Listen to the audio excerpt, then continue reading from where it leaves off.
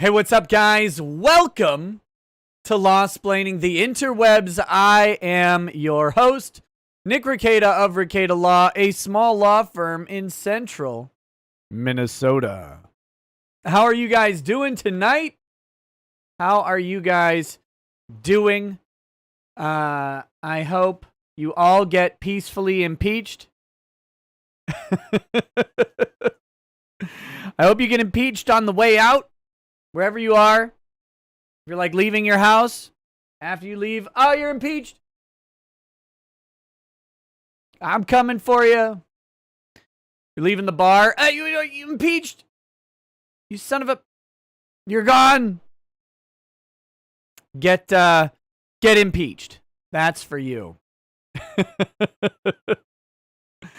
Anyway. Oh man, it's been a day for me, guys. It's been a day for me. I had a lot of driving to do.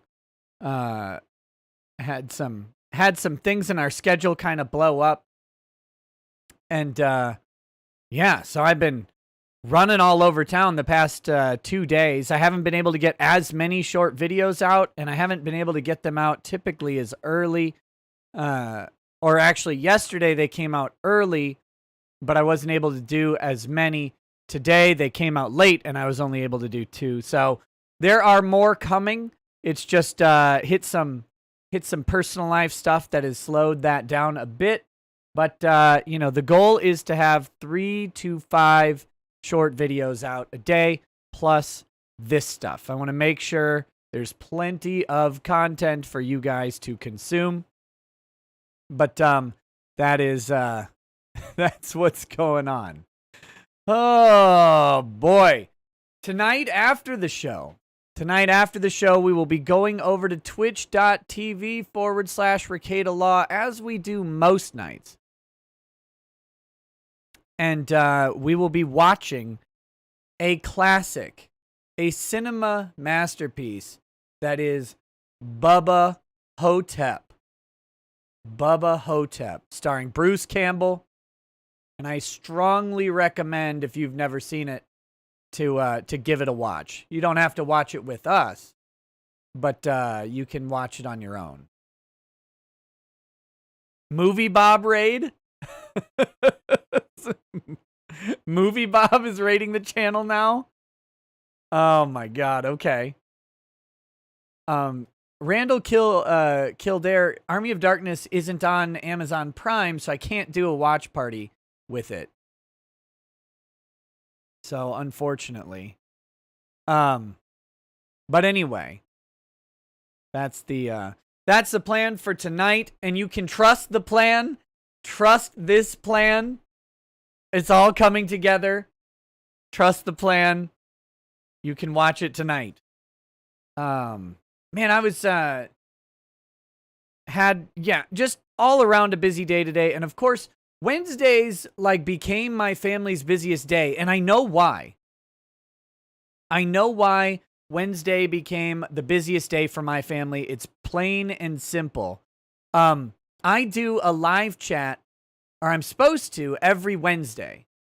Every Wednesday, I'm supposed to do a live chat with my Patreon and Subscribe-Star supporters, as well as the $10 lawyer or super lawyer level here on YouTube. Anyone with access to the Discord is welcome to the live chat for Live Chat Wednesday, although you have to be $10 and up on Patreon and Subscribe-Star to participate in the voice part of the chat, but text messages are still allowed, all that stuff. Anyway, I set that for Wednesday a long time ago, and then very quickly, because of that, everything got piled onto my Wednesdays, because that's how it goes. And I know, because I want to change it, but I know if I do, everything will get piled onto whatever day I pick, because that's how reality works. But anyway, so Live Chat Wednesday was today.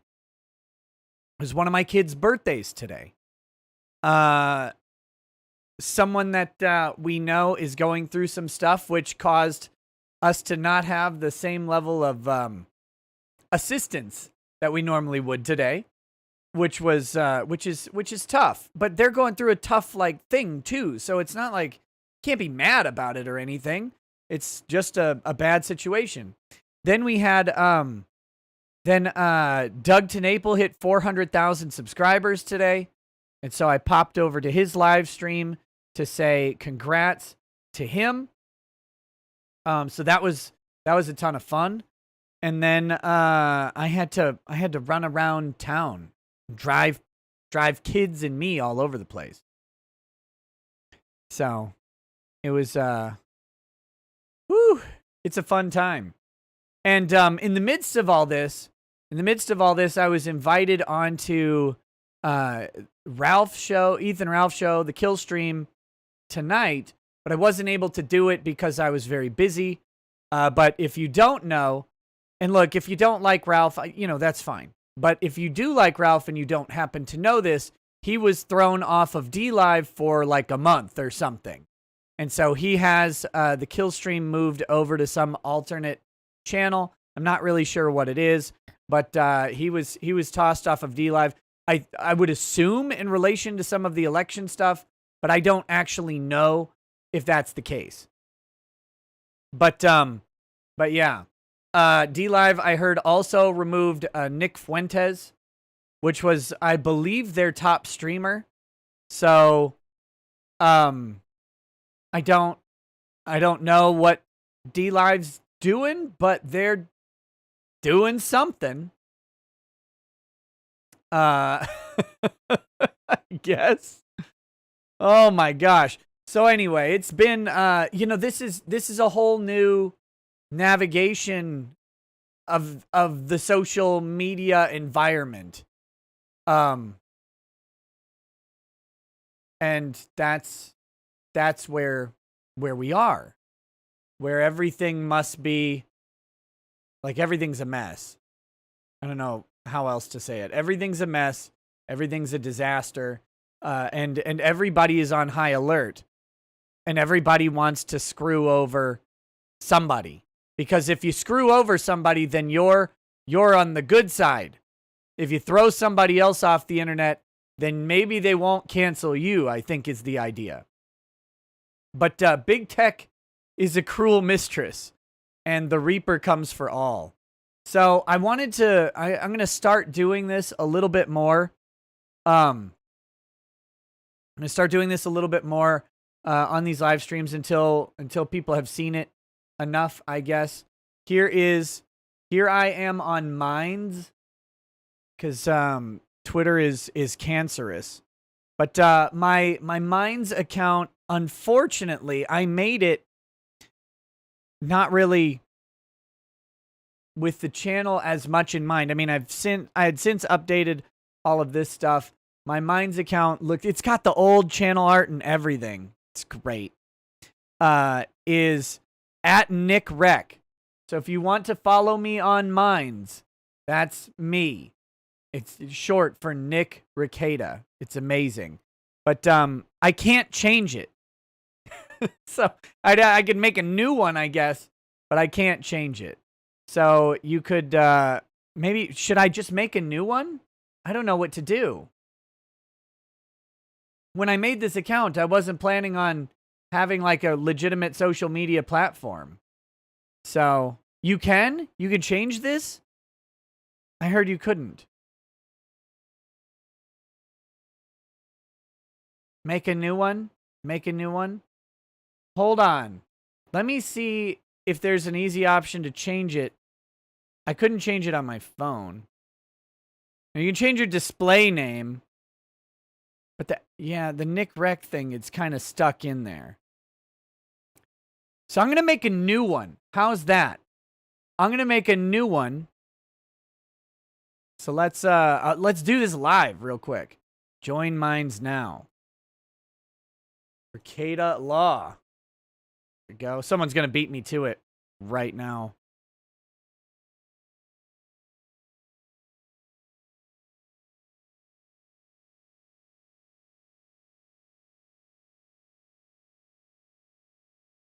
Okay.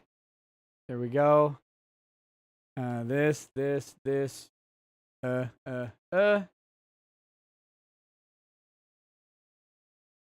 Join. Why can't I? Oh, damn it.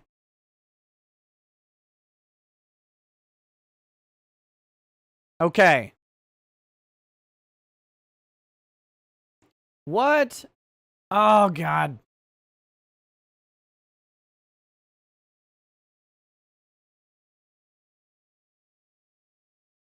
Yes, let's put a bunch of password requirements on. That way, it makes it easier to hack.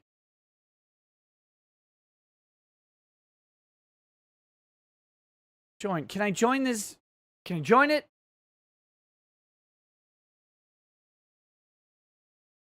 There we go. I'll get set up later. So now you can join me. Wait a minute. How'd they do that? It's already got my channel like my channel logo. And I didn't even do it. Uh-oh. Something's weird. Here we go. My slightly off-center logo is there. It's an old one. I'll get it updated. But yes, you can join me at Ricada Law on Minds. Okay? My password is not password 1.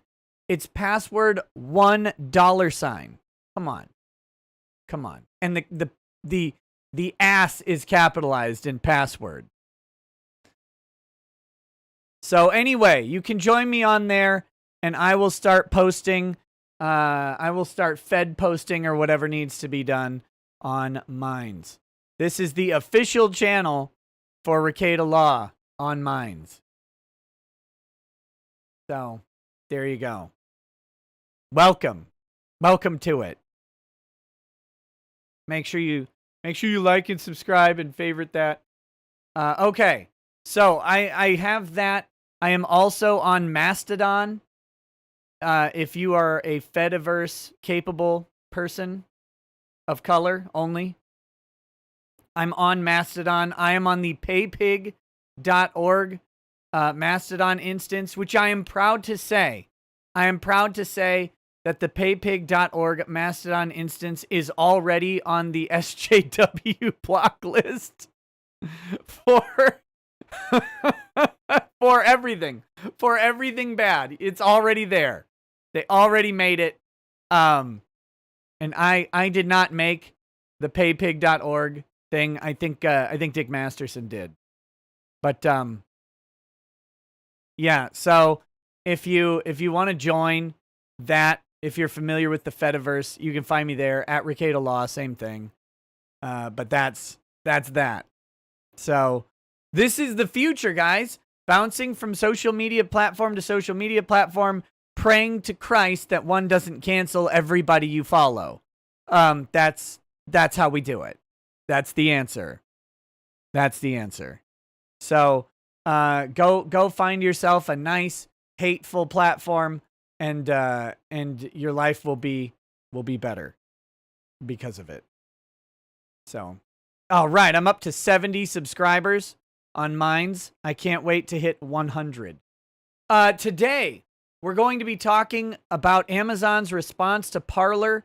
We're going to read through it. We read through Parler's allegation. Amazon's response is similarly short as far as lawsuits go. It's only about 13 pages, I think. Where is it? Where is it? I have it somewhere. I just had it pulled up. Nope. Oh, here it is. There we go. It's what? Yeah, 13 pages. So we will read through that. It is not, they do not pull punches on what they attempt to refute on Parler. They're very angry at Parler. They're indignant even. Righteous indignation. Amazon, you coming for the king. You coming for the king of the world, which is Amazon. And Amazon is the king of the world. I wonder if Amazon Web Services hosts like the government. That would be great.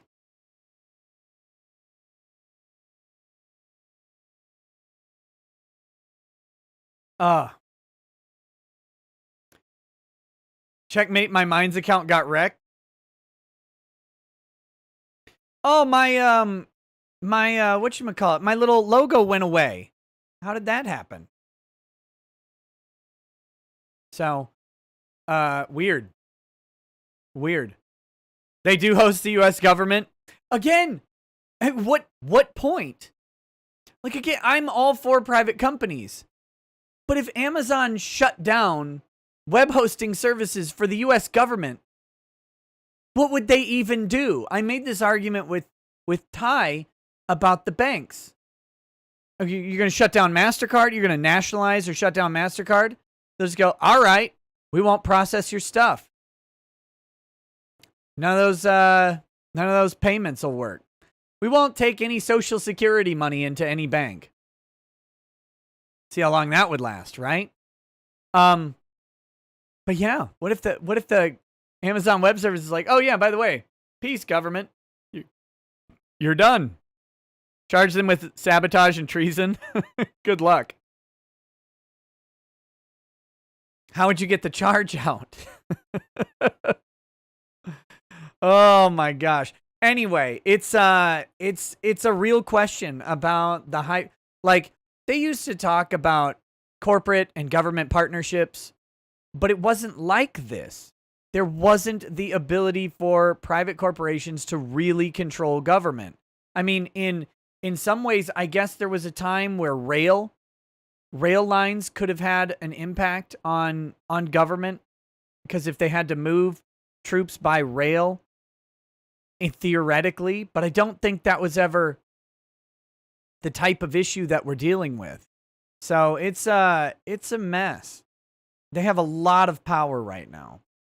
But that's I don't want to sit and dwell on that too much. Amazon's response to Parler does go ahead and challenge many of the claims that Parler raised in their lawsuit, and so we're going to check that out. I do have a response to Legal Eagle on his video on incitement that he did for Donald Trump, but I don't want to do his whole video because it'll take too long. And actually, and I'm gonna say this very fairly to Legal Eagle, most of his video on incitement is correct. Like, he states the law accurately. He gets most of it right, but his bias comes in pretty obviously in a few specific places when he's talking about what the analysis of Donald Trump's speech is. And he forgets, like, there's two parts to incitement. There's the actual inducement or invitation or urging to do a criminal act. That's the first part. And then the second part is the context, making the contextual analysis of whether or not there's imminent danger. And he focuses a lot on the imminent danger discussion. And he talks about how, and he's pretty fair in it. He's like, I don't think that, a court would find imminent danger in these words the way they do the analysis. But he's so himmy-hawy on it, and he can't figure it out. But he ignores the simple fact that nowhere in Donald Trump's speech does he urge an illegal activity at all, ever.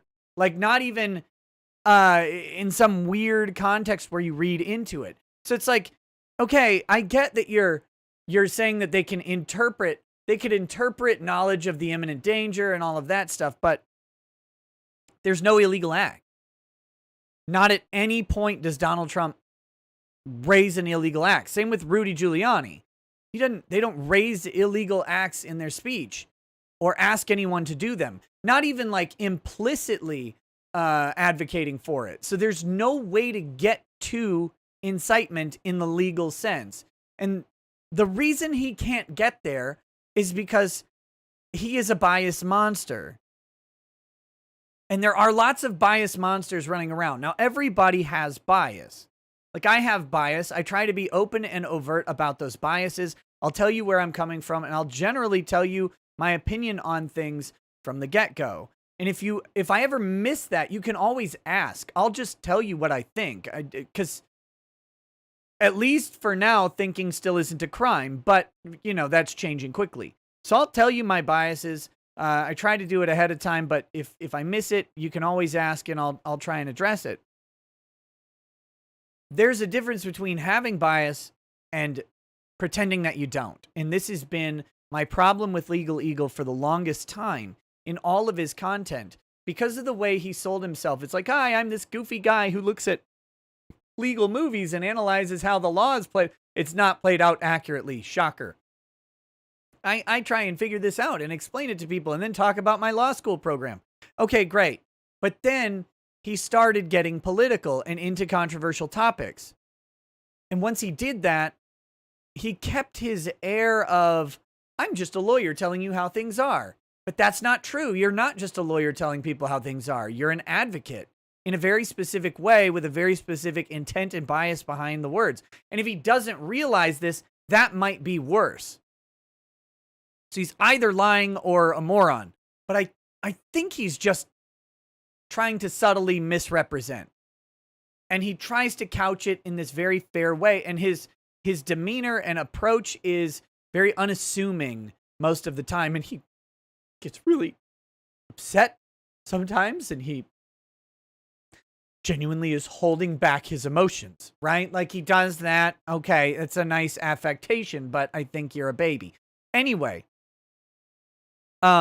this is his problem with his legal analysis on these issues, in that he's not portraying accurately what's happening because he wants it to be more than what it is. So it's annoying. But I probably won't do the counterpoint analysis tonight because I need to go in and find the timestamps because I don't want to sift through most of his video. I just want to get to the parts where he really screws it up. That way I don't spend 2 hours going through his video because that can eat up the vast majority of a show. I don't want to do that. I don't want to spend that much time on him. So I am looking at that in general. And then eventually after the Amazon stuff tonight, though, we'll probably look at a Twitter thread by Jack. No, I don't think I probably won't make it a video. I'll probably do it in a live stream, just not tonight, maybe tomorrow. But anyway, we're going to open up though with Amazon versus Parler. Oh, real quick, did you guys see this? I did a short video on this today and YouTube was not happy with it for a while. But eventually it got monetized. But they were not. It's funny. You can kind of see. So YouTube gives us all sorts of data and analytics on videos, and they give us 2 real-time view counts. And there's Ron Crossman, yeah, I love those shows. It's just in this video, there's only a little bit to rage about, so I don't want to spend the rest of the show going, oh, he's right here. Oh, he's right here. Oh, he's right here. I just want to get to the juicy bits. So, anyway, YouTube was not really happy with this. They tagged it with the election thing. They demonetized it for a while, and there are 2 real view counts, or real-time view counts on my side of it. Right? There's the one that you guys see that's publicly displayed. This is how many views are on a video. And then there's another view count that actually goes in real time. And you can tell by the difference in those numbers how a video is trending. All right? So for example, if you see a video that was released like an hour ago and it has 30,000 views on it, it probably actually has a much higher number, 60 to 150,000 views. Okay? If you're displaying 30,000 views in an hour, it probably has actually achieved 60 to 150,000 views in that hour. And that's when a video has hit a trending line on the algorithm. Now there's this other weird instance that doesn't make sense in any context, and that's where the predictive real-time views, that second number, is lower than the actual views. Okay? So that is lower than the actual views.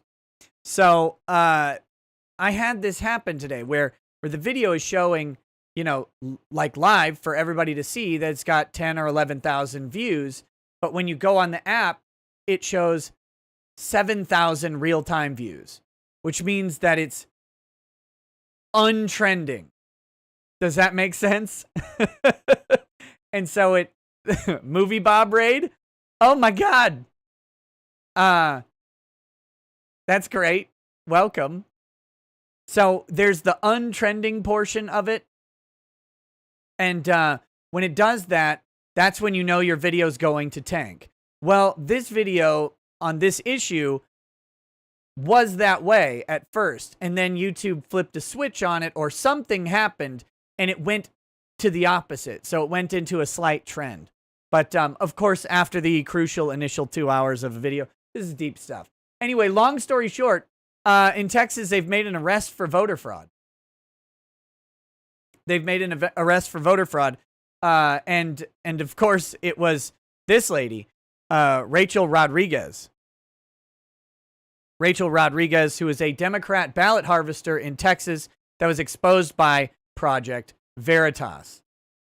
So, that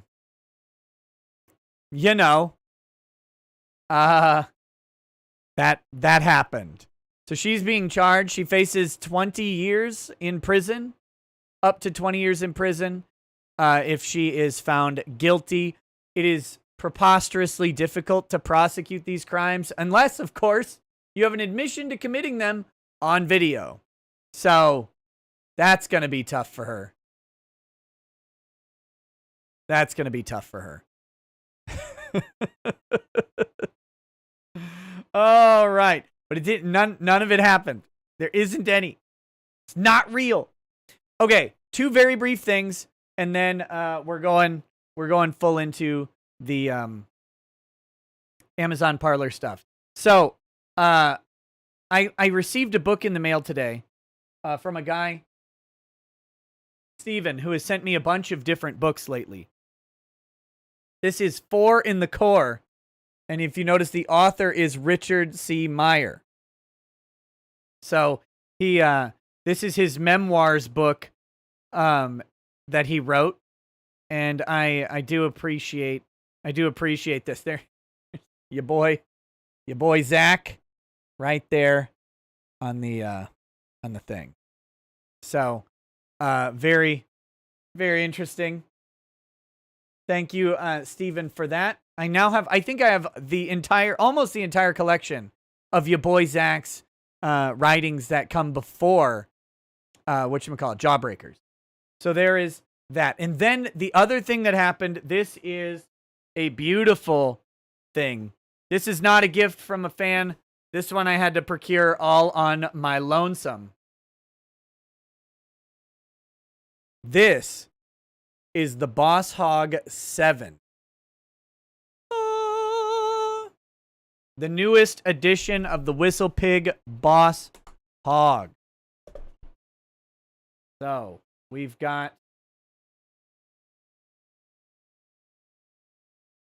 is a 17-year rye whiskey. It has a fancy topper. It's called Magellan's Atlantic. So, you notice this is the old one, which was the samurai scientist. It's got the sword and a little chemistry beaker. This is Magellan, the explorer. So there you go. I'm not drinking this tonight. I will save this for a whiskey review stream. But yeah. Don't drop it. I've been very, very careful with it. So, rules 1138. It's about $450 a bottle. So, and this is the only one in my town. The liquor store owner here ordered 3 bottles and they didn't send him any. So then he had to yell at them and they sent him 1.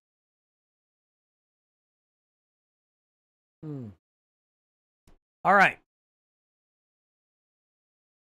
Where can you buy the flag? The one behind me, you can buy that at onlyfeds.com, I believe. Let me double check that. Onlyfeds.com. Is it up? Uh-oh. Onlyfeds.com might be down. Because I'll show you what comes up when I try to bring it up. This is the current iteration of onlyfeds.com. That's all it says. That's it. So I heard they may have been approached by the counterterrorism group.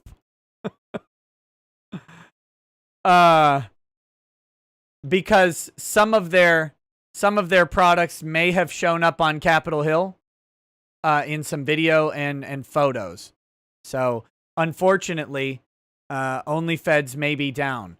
But if there is another instance of store that is selling it that only sells approved merchandise, only approved merchandise is sold. If that pops up, I'll let you know. It is okay, comrade. We will allow you to sell approved merchandise. You will be okay. Don't worry. All approved merchandise is approved.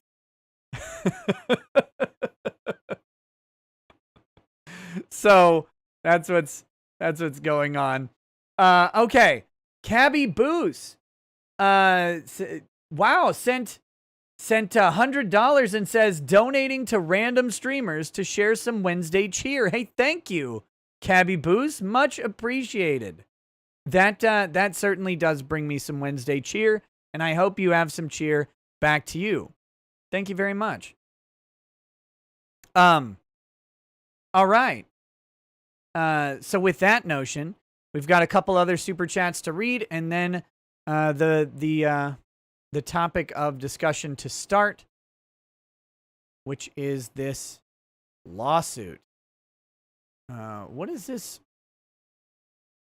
Oh, and we've got, there's just so much to talk about in general on this stuff.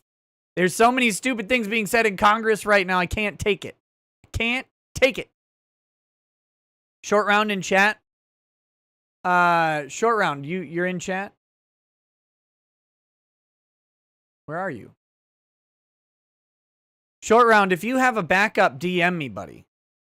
DM me on Discord or something.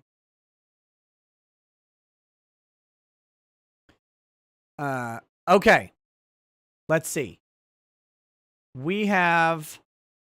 Oh, yes. Bad Vibe says, it would be funny if police unions decided to file charges against the Congress members that incited the BLM riots this summer that harmed officers. I'm sure many people would call the unions for that. Yeah. They aren't going to, though. That was approved speech.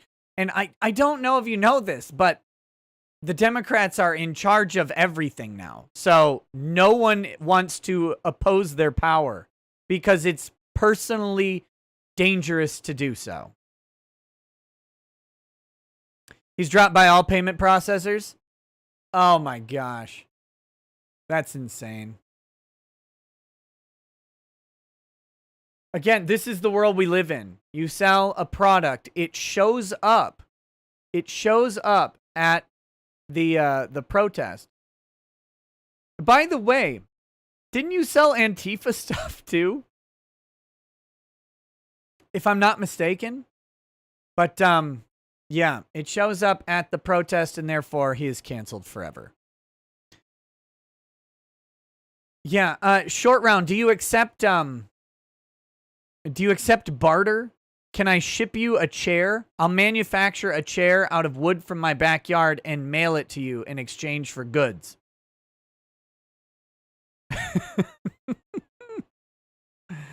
This is how it goes.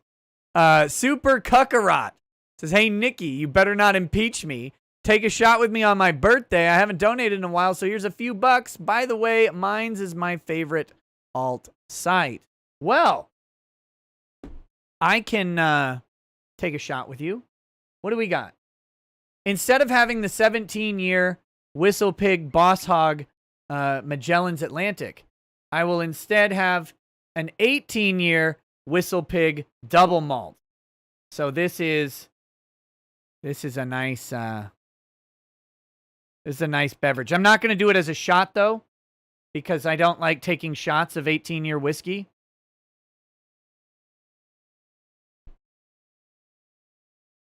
But cheers to you, buddy. Happy birthday.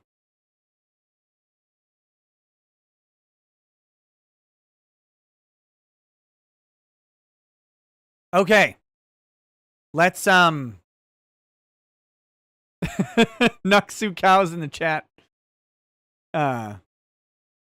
Very nice. Let's do this. Let's do this lawsuit thing.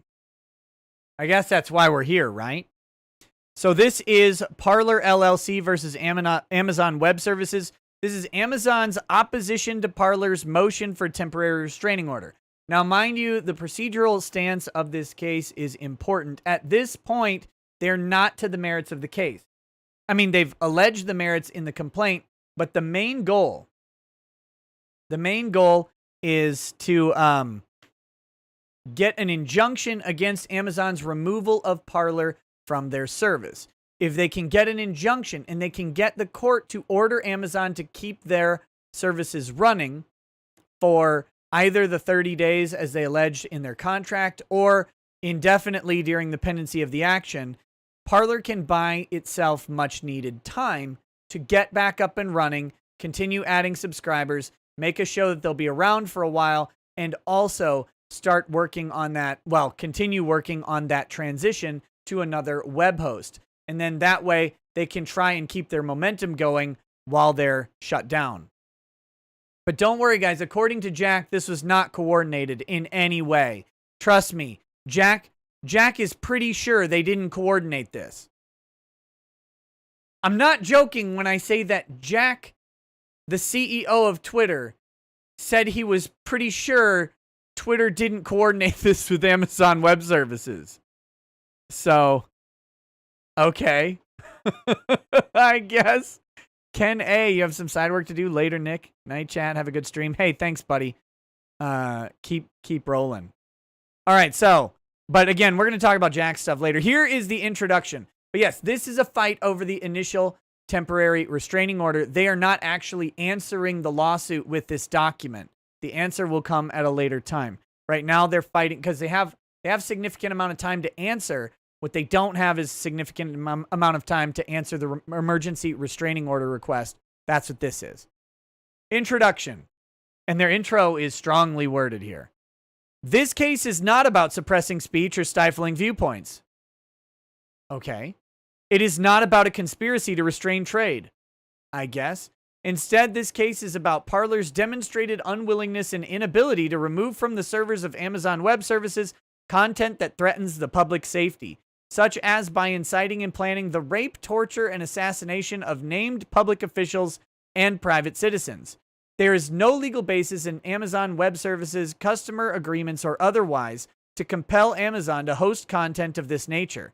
It's on Twitter. It's literally the exact same stuff is on Facebook and Twitter right now. Right now, this stuff is on Twitter, advocating the rape, torture, assassination of named public officials and private citizens. I guarantee you it's on Twitter right now. And if it's not on Twitter right now, it is right now. Because that's how it goes.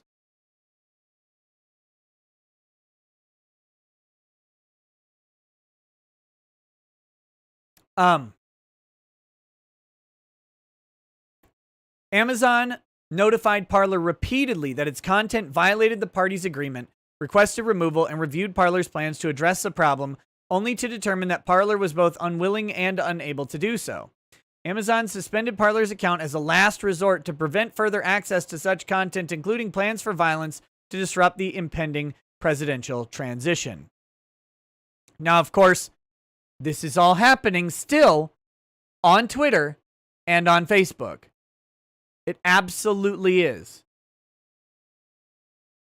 And in fact, there's a really good piece by Glenn Greenwald in which he investigated everybody who had been arrested at the time of writing, and none of them were on Parler. But all of it was on Facebook. So there we go. Despite Parler's rhetoric, its lawsuit is no more than a meritless claim for breach of contract. But the facts are unequivocal. If there is any breach, it is Parler's demonstrated failure and inability to identify and remove such content.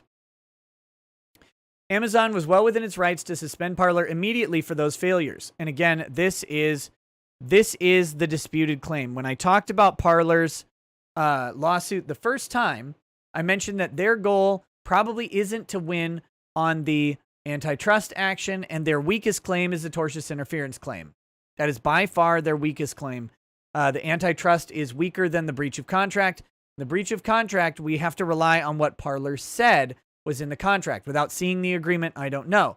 Parler suggests that Amazon has a 30-day period for any termination of the suit, that if they're in default, or not of the suit, of the contract, if they're in default on the contract, they are supposed to receive notice, and there's a 30-day period with which they are allowed to cure that default.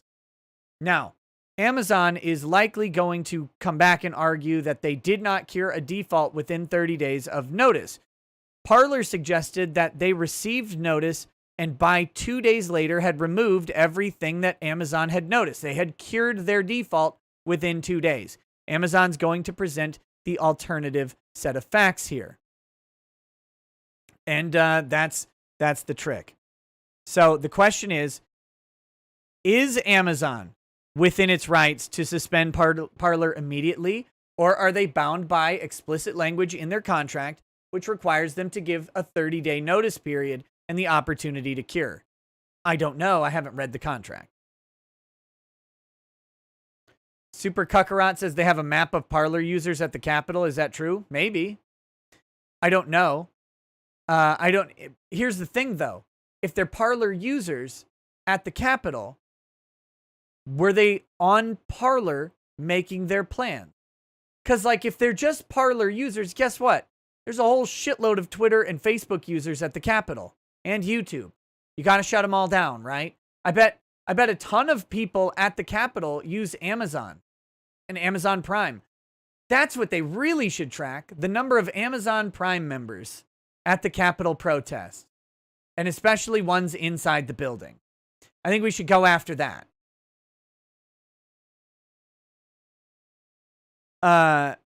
But again, being on a website doesn't mean, or being, a member of a service doesn't mean that you use the service for an illegal means, even if the thing you are doing is illegal. Like if you steal a car and you're a Twitter person, Twitter didn't make you steal the car. So here we go. Amazon, well, Parler also cannot hold Amazon liable in tort for enforcing the agreement's express terms. And there is no antitrust claim where, as here, Parler cannot plausibly plead an agreement to cause it harm, and the complaint of conduct is undeniably compatible with a legitimate purpose. Remember I said yesterday or the day before that if I were Parler, I would have alleged, if you can, more of a connection between Twitter and Amazon than merely the existence of the contract. I would have alleged some influence from Twitter over Amazon. Or better flushed it out, at least. If you can. And maybe Parler can't. Compelling Amazon to host content that plans, encourages, and incites violence would be unprecedented. Parler has no likelihood. But see, Parler isn't asking for that. So this is a mischaracterization. And of course, that's what you do, right? This is how lawsuits work. So there's nothing untoward about that. But I want to point out that Parler isn't asking Amazon to host plans, encouraging, and incitement of violence. They're not asking for that. They're asking for them to host that other material that they put out and not this stuff. Parler has no likelihood of prevailing on the merits, and the balance of equities and public interest strongly tip against an injunction. Motion for a temporary restraining order should be denied. Factual background. Parler conducts the absolute minimum of content moderation, and that is from the Declaration of Ambika Doran. All right. Parler operates a social media service that has gained favor as an alternative to Facebook and Twitter. Parler prides itself on its hands-off approach to moderating user content. Parler's homepage tells users to speak freely and express yourself openly without fear of being deplatformed for your views. In interviews, Parler's CEO has stated that he doesn't think it's Parler's obligation to monitor the full range of its users' content. Yeah, it's not. And promoted the service's laissez-faire philosophy on content moderation. See Exhibit D. If you can say it on the street of New York, you can say it on Parler. Okay. Is there something wrong with that? Like, is that... So basically, as long as the speech is legal, you can say it on Parler. That's their content moderation policy.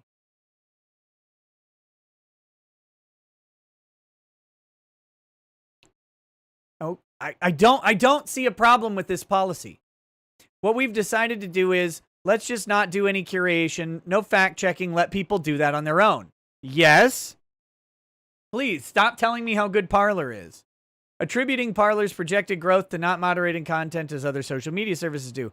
Stating, we really don't want to get into the business of kind of determining what is and is not allowed to be discussed. Again, what is wrong with this? There's nothing wrong with this. These are good things. Nixhex says in Maddox's voice, Parler maintains a rape list. Hashtag Parler lies. Bad Vibe says, who wants to bet Amazon uses a 230 defense? Oh, they do. They do, absolutely. And Jacob McQuaid says, hi, Nick. I'm a former law student who was academically dismissed 2 years ago. Have you heard of people being successful again after dismissal? I'm really wrestling with the choice of leaving this dream behind. No, I haven't heard of that, but I also haven't ever looked into it. So, law school and the bar and the LSAT are not good measures of who will be a good lawyer, but they are things that you have to go through. The other option would be to go to a state where an internship or apprenticeship, I should say, is allowed as an alternative means, and you could do that. But the first thing you have to do is find a college that will accept you back after that dismissal, and you'll probably have to have a good explanation for it. If the explanation is it was hard, I don't know that you want to pursue it. I don't know that you want to do that. If it was hard and you like we're dealing with depression or something, some sort of thing that prevented you from succeeding, then maybe consider it. But if it really depends on your circumstances and it depends on you. I met a lot of people who graduated law school, and I'm a firm believer that anyone can do it based on some of the people who I've seen do it. So, I have faith in your ability. It's just, are you willing to do the work? Jack from Twitter says, it's bullshit. I did not coordinate with Amazon. I did not. Oh, hi, Tim. Apple, how's your life? How's your sex life? Come on. Stop it. Parler enters an agreement with Amazon for web hosting services. On June 12th, 2018, Parler signed up with Amazon, which provides hosting and cloud computing services for businesses, nonprofits, and government organizations globally. Parler accepted the terms of the Amazon Web Services customer agreement. The agreement requires that Parler, quote, ensure that your content and your end users' use of your content or the service offerings will not violate any of the policies or any applicable law.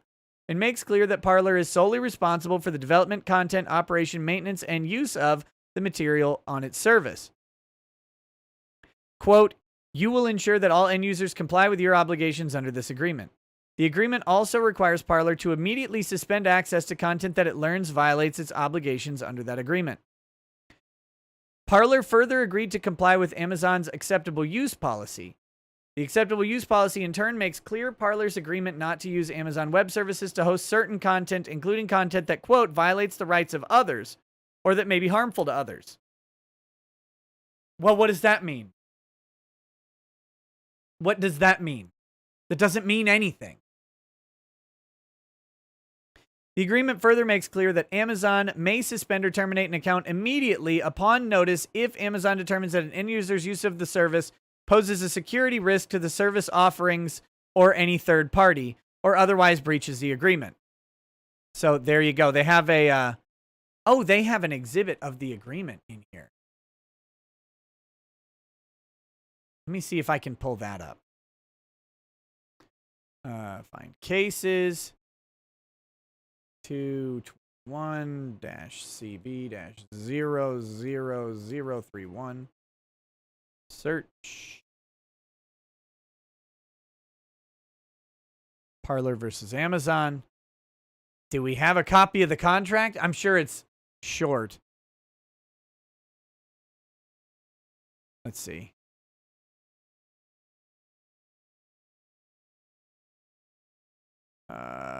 Reply.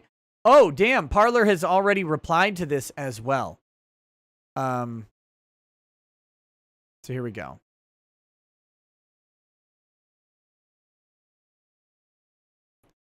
Oh, you sons of bitches. They sealed it. I bet. They have their declarations, their motion to seal.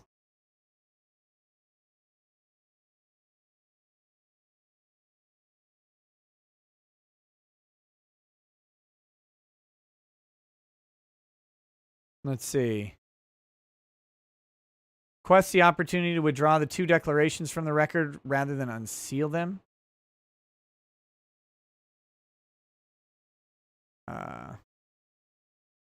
Uh-oh. I wonder if I can even show this. Some of this stuff has... Actually, I can. Let's do this. Let's do this way.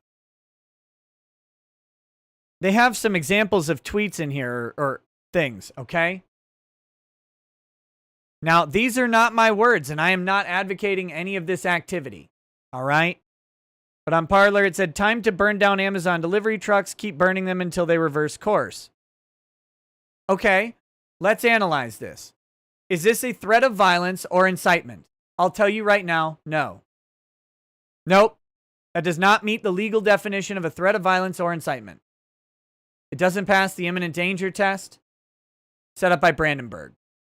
In no way would this person be prosecuted for saying that on Parler. It'd be a shame if those 77 hashtag AWS servers were blown into the stratosphere in retaliation for the purge. It would be a shame. Again, this isn't a call to violence. It's not. Legally, this is not incitement of violence or a threat. This is posted to Parler. 300 people saw it in 20 hours, and it has 3 upvotes. Like, this is no threat to anybody on Earth. This one, 5 hours ago, 44 whole views with 1 upvote. Since force is the only thing they fear, burning down Apple stores and Amazon delivery trucks should be the next step. Again, shockingly, under a reasonable incitement test, this isn't incitement because they're saying that should be the next step. They're not saying to go do it. That's the crazy thing. That's how protected speech actually is under the First Amendment and how narrow incitement laws actually are. Here's another one. We love you, Special Forces. Seize Amazon servers or switch them all off. Also theirs, not just ours.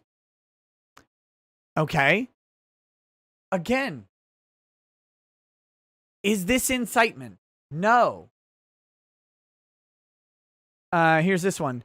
Never mind, Special Forces. Give me 6 men and point me at the nearest server farm.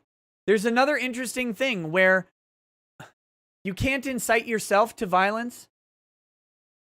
And there's actually a case on this, I believe it's Hess, where the guy said he was going to go do illegal stuff and got charged with incitement, and he beat the charge because he can't incite himself, and he didn't ask anyone else to go do it. So then here we go.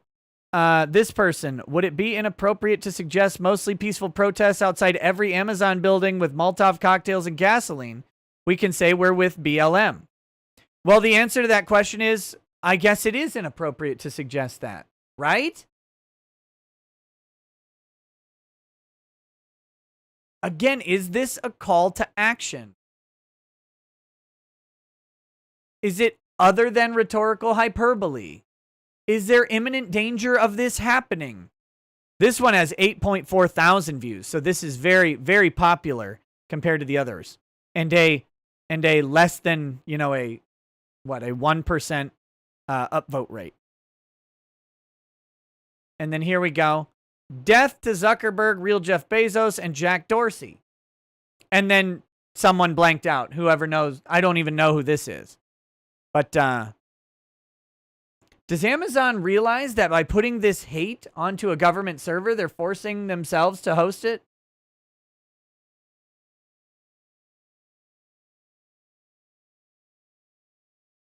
But by the way, saying death to someone, as much as this sounds weird, isn't actually a threat or incitement to violence either. I don't recommend calling for death of anybody. I really don't. But doing it is not illegal. Man, I wish so-and-so was dead. That's a legal thing to say. And it has been protected forever. This isn't new. This isn't new law. So then here we go. This guy says, attention patriots, echo if you want to kill Jeff Bezos. No echoes. So apparently Jeff's fine. Jeff, what are you even worried about? Nobody echoed it. Nobody wanted to do it. Individuals unhappy with Amazon's decision to suspend Parler have also doxed Amazon's attorneys, including its litigation counsel in this matter. Oh man. It was fine when the Lincoln Project did it, though, wasn't it? Wasn't it? But here's the thing. Like, you can't... It's undesirable speech. It's offensive speech. And Amazon doesn't have to host it, but it's not illegal. And they are complying with the law. That's the crazy thing. If it says they have to comply with the law, they did. None of that stuff would get prosecuted. And even raising the charges might be a civil suit against the government, because you can't hold people accountable for words unless those words go into the narrow definition of unprotected speech. And it is really narrow, really extremely narrow.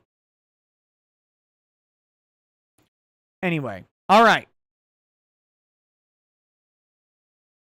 Parler repeatedly violates the agreement. In mid-November 2020, Amazon received reports that Parler was hosting content threatening violence in breach of the agreement.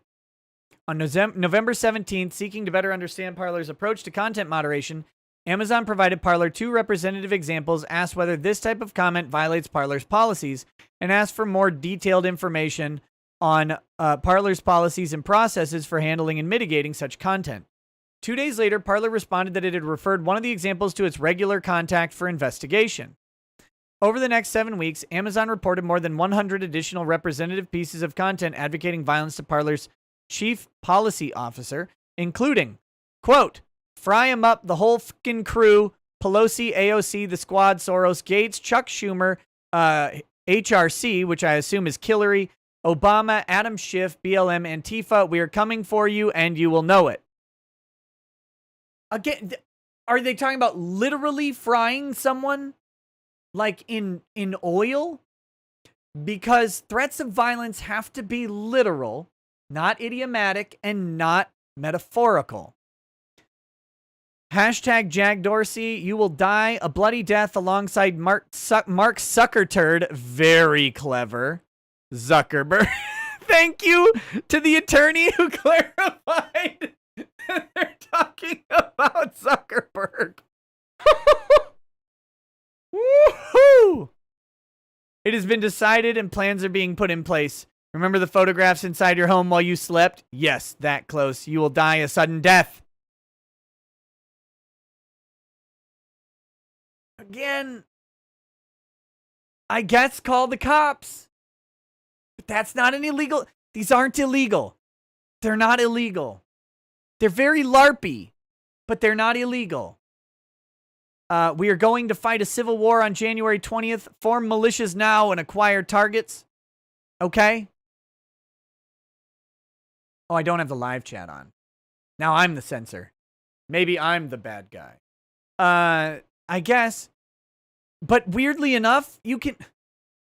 I can't believe I have to keep saying this. You can talk about fighting a civil war. You actually can. You can actually talk about this stuff. You can express dissatisfaction with government.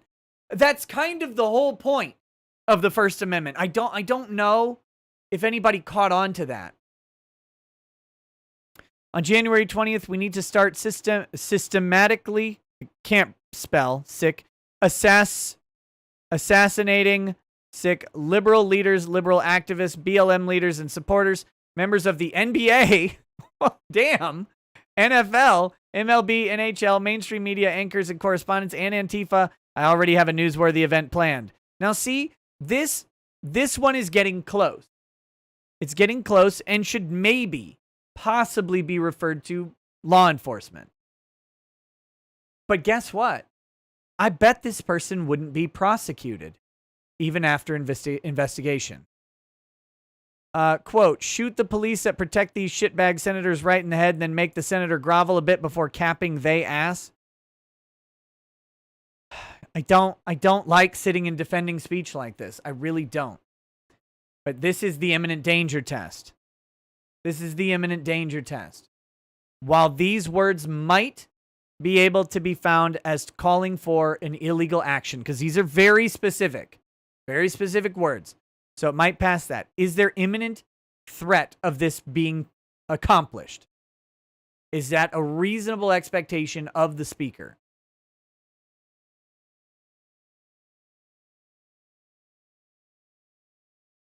After the firing squads are done with the politicians, the teachers are next. There is literally nothing wrong with this statement.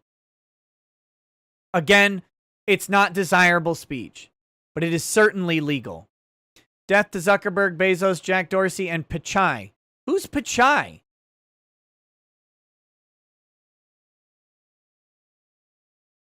Is that the CEO of Google? I think. Again, calling for the death of someone. Calling for the death of someone, while distasteful and uncourteous, is not illegal. White people need to ignite their racial identity and rain down suffering and death like a hurricane upon Zionists. This is literally, like, is this a quote from Brandenburg versus Ohio? Like, there's an entire Supreme Court case with that in it. Those are like, that's almost a verbatim quote, I think, from Brandenburg. And this was not illegal. And Brandenburg was surrounded by a crowd of people who actually wanted to do this. And it still wasn't illegal. Put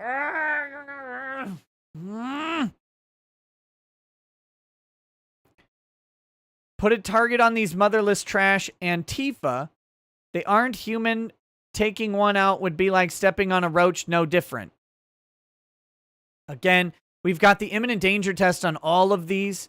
Even if the speech crosses into legal objectionability, the reasonable expectation that there is imminent danger from the speech is gone. We need to act like our forefathers did. Well, oh, I wonder if there were racial slurs there that they changed. Whew. Or wait. No, because that doesn't make sense, because they say all. Leave no victims or survivors. Maybe they're referencing another tweet. Hard to say on this one, because this is a lawyer's interpretation of what was meant. We are coming with our list. Now, mind you, I have to point this out, because this, you know, you can look at this and go, oh man, some of the, very uncomfortable, right, with some of the speech. This is a website with 8 million people talking in the same manner that they do on Twitter. You're going to have, in 8 million people, they've got 100 examples of potentially bad speech, right? They've got 100 examples out of 8 million speakers. It's an exceptionally small amount. Okay. Plus, who are these speakers? Are they Twitter employees? That would be the beauty, right? Let's see. We are coming with our list. We know where you live. We know who you are, and we are coming for you. And it starts on the 6th. Civil War. Lol, if you will think it's a joke, enjoy your last few days you have. Well, I mean, I guess that didn't happen, though. There wasn't a civil war on the 6th. This bitch, Stacey Abrams, will be a good target practice for our beginners. See, again, like, this is getting into... It's not quite specific. And I'm biased on speech. I really am. I'm biased against criminalizing speech. This one is getting close, but imminent danger. Like, this is will be. That's some far point in the future. Send a Fed. Send a Fed to the person's house. I don't know. This, catch you next Tuesday. United States Secretary of Transportation Elaine Chao should be hung for betraying their country. That's not illegal to say. Hanging is a penalty associated with treason. Literally talking about betraying the country. Again, distasteful, maybe. Hang this mofo, Brad Raffensperger, today. Hang that Nokia? N-O-K-I-A.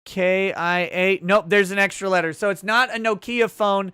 It's some other N-word, ASAP. All right. So again, distasteful. Is it an imminent threat? No. So therefore, is it illegal? No.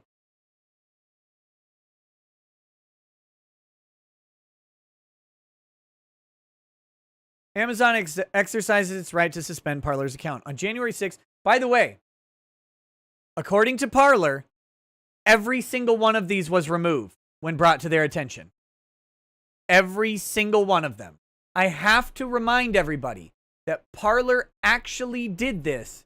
They actually removed every single tweet or parlay that was referred to them by Amazon. All of them. According to Parler. I mean, I guess I don't know.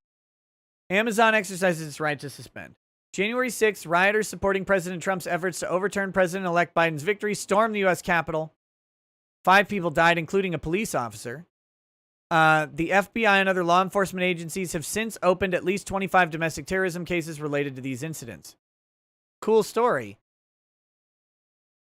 Content encouraging violence continued to grow rapidly after the events of January 6th, and on January 8th, 9th, and 10th, 2021, Amazon reported additional examples of that content. On January 8th and 9th, Amazon also spoke with Parler executives about its content moderation policies, processes, and tools, and emphasized that Parler's current approach failed to address Parler's duty to promptly identify and remove content that threatened or encouraged violence. In response, Parler outlined additional reactive steps that would rely almost exclusively on volunteers. Amazon continued to see problematic content hosted on Parler. During one of the calls, Parler's CEO reported that Parler had a backlog of 26,000 reports of content that violated its community standards and remained on its service. Probably shouldn't have said that. Bad Vibe says, don't wish end of life on someone. Hope these individuals have a long, miserable, lonely life. There you go. On January 9th, Apple and Google terminated Parler's accounts. The same day, Amazon notified Parler it would suspend its account effective 11:59 p.m. January 10th.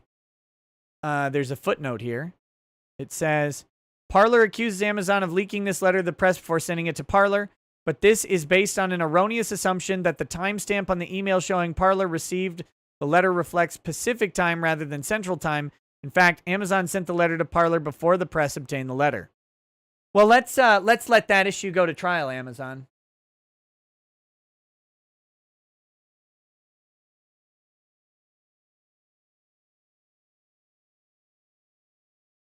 let's let that issue go to trial. Prove it out. On January 9th, Apple... Oh, wait. Amazon explained it remains troubled by the repeated violations of our terms of service, noting it had reported 98 examples to Parler of posts that clearly encourage and incite violence. Amazon also reported the steady increase in this violent content, making clear that Parler does not have an effective process to comply with Amazon's terms of service. The email also notes Parler removes some violent content when contacted by us or others, but not always with urgency. And Parler's proposed moderation plans will not work in light of the rapidly growing number of violent posts. Letter confirms that Amazon will ensure that all of your data is preserved for you to migrate to your own servers and will work with you as best we can to help your migration. Oh, can you imagine the help from Amazon on this? Oh, hey, other content host, other cloud services provider. Yeah, we're Amazon. You may not have heard of us. We're hosting Parler right now, and they have a bunch of hateful calls to violence and we think illegal speech on their platform, and we don't want it on ours. So we're here to help them move to yours. How do we do that? Can you imagine the help from Amazon? I bet they were so happy.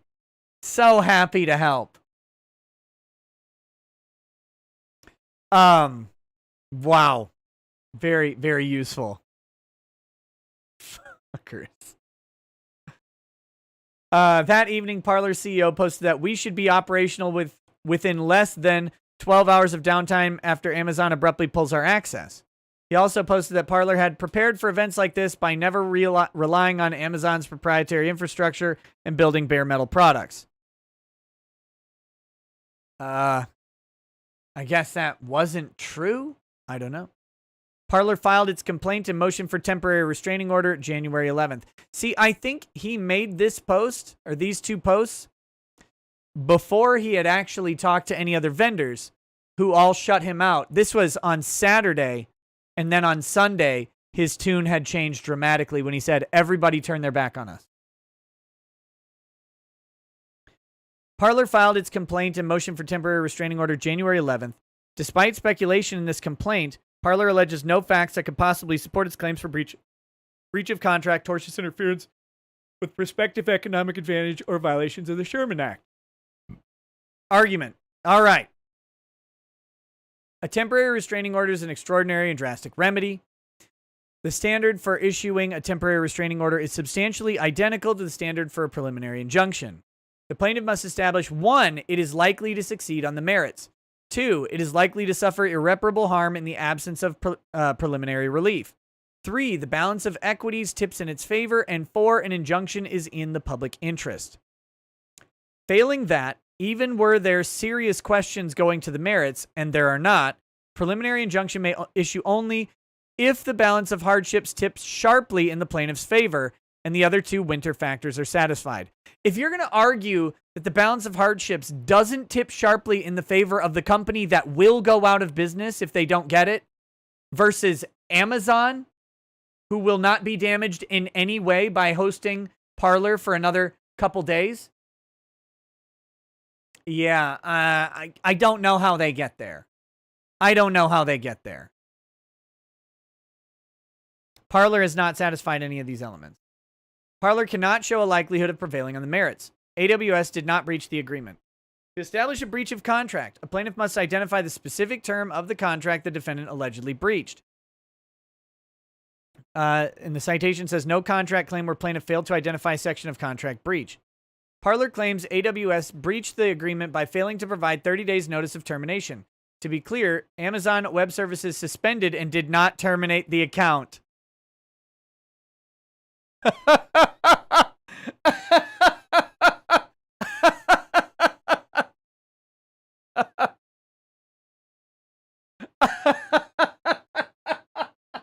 Come on. Stop fucking around.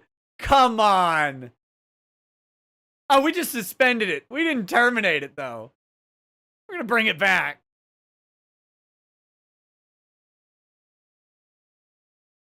Wow. But it was Parler who breached the agreement by hosting content advocating violence and failing to timely take that content down. Okay, but what Parler said was that you have to give 30 days notice of the breach with an opportunity to cure. That's what was in the thing. The agreement requires Parler to ensure that neither its content nor the content of Parler's users violates Amazon Web Services policies or the law. The policies include the acceptable use policy, which prohibits illegal or harmful use, including content that may be harmful to others. This vague bullshit language has to go. What is harmful? The legal definition of harm is very different from what is harmful. And so the question is that a common usage of harm? Like if I call you fat and it hurts your feelings, that's harm. But to cause harm in a legal way, I have to cause some sort of damage that can be remedied by a court. And no matter how many court orders you have, you'll still be fat, Jamie Markey. Okay. And requires Parler to immediately suspend access if it becomes aware the content violates the agreement. If Parler fails to comply with these duties, AWS may immediately suspend Parler's account. The content Amazon provided to Parler is merely representative of volumes of content that poses a security risk and harms others, in direct violation of the AUP. That content includes, but is not limited to, calls for violence against a wide range of individuals, including elected officials, law enforcement officers, and teachers. All of this is on Twitter. Literally all of it. All of it. You would have to suspend virtually every Antifa and Black Lives Matter account. And Amazon doesn't do that. You'd have to suspend every terrorist account. And Twitter doesn't do that either. People have acted on these calls. Parler was used to incite, organize, and coordinate the January 6th attack on the U.S. Capitol. See Doran Declaration Exhibits F through G. I think we need to find this declaration. I think we need to find that declaration. Let me see if I can find that real quick. Let's see.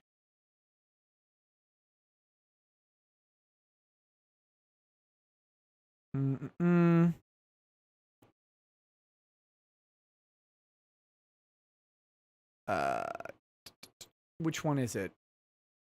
The Doran Declaration. Which one is the Doran Declaration? Here we go. Declaration of Ambika Kumar Doran. 93 pages. You sons of bitches. Let's just do this one. I don't really feel like paying a bunch of money for that. So here we go. Exhibits D through F. Or no, F through G. True and correct copy of a January 6, 2021 New York Times article. The storming of Capitol Hill was organized on social media. Oh. Oh, damn it. It's behind a paywall. Here, I'll pull this document up. This is the exhibit. This one is How Trump's Internet Built and Broadcast the Capitol Insurrection. Available at Vox.com. Exhibit H. Or wait, is it just F through G? Is that it? Yeah, exhibits F and G.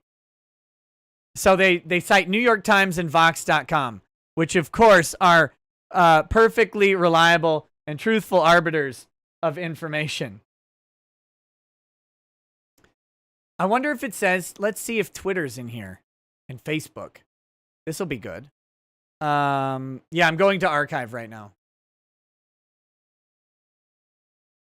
Search. January 11th. Here's the most recent version of it.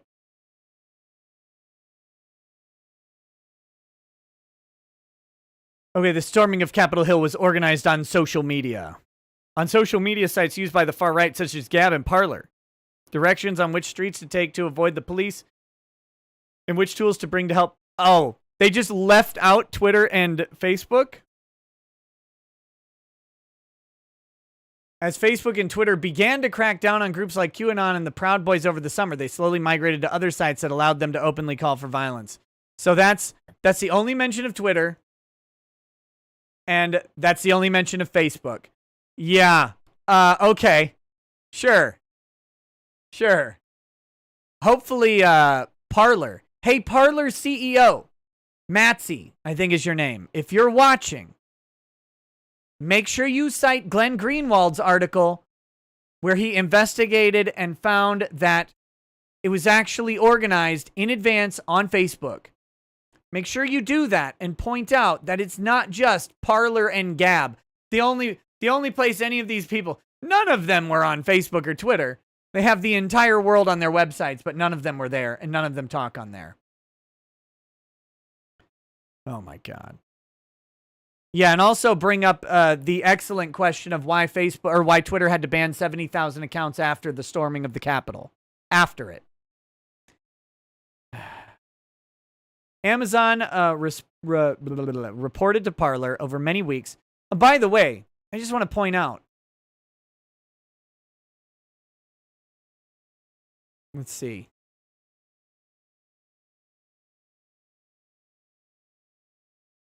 Direction on which streets to take to avoid the police and which tools to bring to help pry open doors were exchanged in comments. At least a dozen people posted about carrying guns into the halls of Congress. Okay, where's the citations on this? Where are the tweets? The parlays? Or were they on Gab? Which one were they on? Or were they on sites like Gab and Parler? Were they somewhere else? Were they on the Fediverse? Where were they? New York Times does shit reporting here. Of course they do. Again, I don't know if it's going to matter on this, but I would be challenging the shit out of these citations.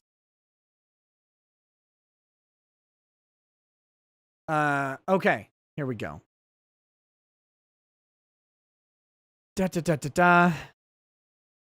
Dozens of examples of content that encourage violence, including calls to hang public officials, kill black and Jewish people, and shoot police officers in the head. Literally all of this is on Twitter right now. Parler systematically failed to suspend access to this content, much less do so immediately, and demonstrated that it has no effective process in place to ensure future compliance. I mean, and again, if Parler isn't spending a bunch of their time right now collecting violent tweets, if they're not doing that right now, then I don't know what they're doing. That would be all of what that would be my entire strategy, is having someone go through and find every tweet with the word kill in it. But it'll say kill whites, so that'll probably be okay. Parler itself has admitted it has a backlog of 26,000 reports of content that violates its minimal community standards it had not yet reviewed. Parler's own failures left Amazon with little choice but to suspend Parler's accounts. Parler claimed it removed content AWS flagged, but Parler failed to do so in a timely manner or required follow-up, sometimes several times. But they did it, though. Parler's complaint is replete with insinuations that Amazon had equal grounds to suspend Twitter's account and thus discriminated against Parler. For example, Parler cites the hashtag #HangMikePence, which briefly trended on Twitter. But Amazon does not host Twitter's feed, so of course it could not have suspended access to Twitter's content. That's a fucking lie. You host Twitter's content, and Twitter is required to make sure that their users comply with your acceptable use policy, unless they have a special and different contract. It doesn't matter if you're hosting the content. It matters if their users are using the services in a way that comports with the acceptable use policy according to what you've said in this website. That is woof. Again, I hope Parler hammers them on this. Parler's already replied, so we'll have to see. But yeah, of course it could not have suspended access to Twitter's content. Oh, okay, sure. Couldn't do it. We just can't. We host a bunch of Twitter stuff. We can't suspend their access, though. Twitter has since independently blocked that hashtag. Bravo, stunning and brave. Amazon did not tortiously interfere with Parler's business expectancies. Parler cannot plead around its contract claim by asserting a claim for TI. An interference claim requires the plaintiff to establish a valid contractual relationship or business expectancy Defendant had knowledge of that relationship and intentional interference, inducing or causing a breach or termination of the relationship or expectancy. Defendant interfered for an improper purpose or used improper means and resultant damage. Number 4 is a big one. Number 5 is a big one. 1 through 3, of course they did. Parler fails to allege several of these elements. First and most important, Parler bases its interference claim on its allegation that Amazon terminated Parler's agreement. However, where the defendant's alleged interference is the exercise of a contractual right, a plaintiff has no reasonable expectancy and cannot assert an interference claim. Unless the termination was improper, then they can. If you're improperly terminated outside of the contract, then yes, they can. Bad Vibe says, ironically, they are making a case for a 230 defense for Parler. Funny. But, yeah, but Parler's not... Parler just simply would be immune from civil liability. They can't not be removed, unfortunately. That's not how 230 works. Because the agreement permitted Amazon to suspend Parler, Parler cannot assert a tortious interference claim based on that suspension. Where the true gist of the action is contract breach, courts dismiss interference claims. Damage may be fully recovered by the injured party in his breach of contract action. Further, Parler has not alleged any interference was for an improper purpose or done through improper means. I mean, they kind of did, not explicitly, but that's part of the antitrust claim. Improper purpose requires that the interferer acted out of greed, retaliation, or hostility. And wrongful means requires the alleged interference be wrongful by some measure beyond the facts of the interference itself. Parler speculates that Amazon suspended Parler's account for improper reasons, but that speculation elides entirely the fact that, as Amazon repeatedly warned it, Parler repeatedly violated the agreement. Amazon did not violate the Sherman Act. Plaintiff's complaint, Bad Vibe says, the Pence hashtag is still up on Twitter.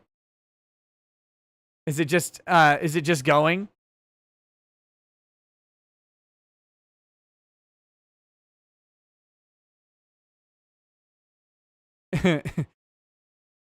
Yeah, they didn't remove any of the posts from it. It is still up, but yeah, January 11th has Hang Mike Pence. Of course, people are talking about it. Fat Mike says, I need more popcorn. These white folks crazy. Lol. Hashtag Hang Mike Pence.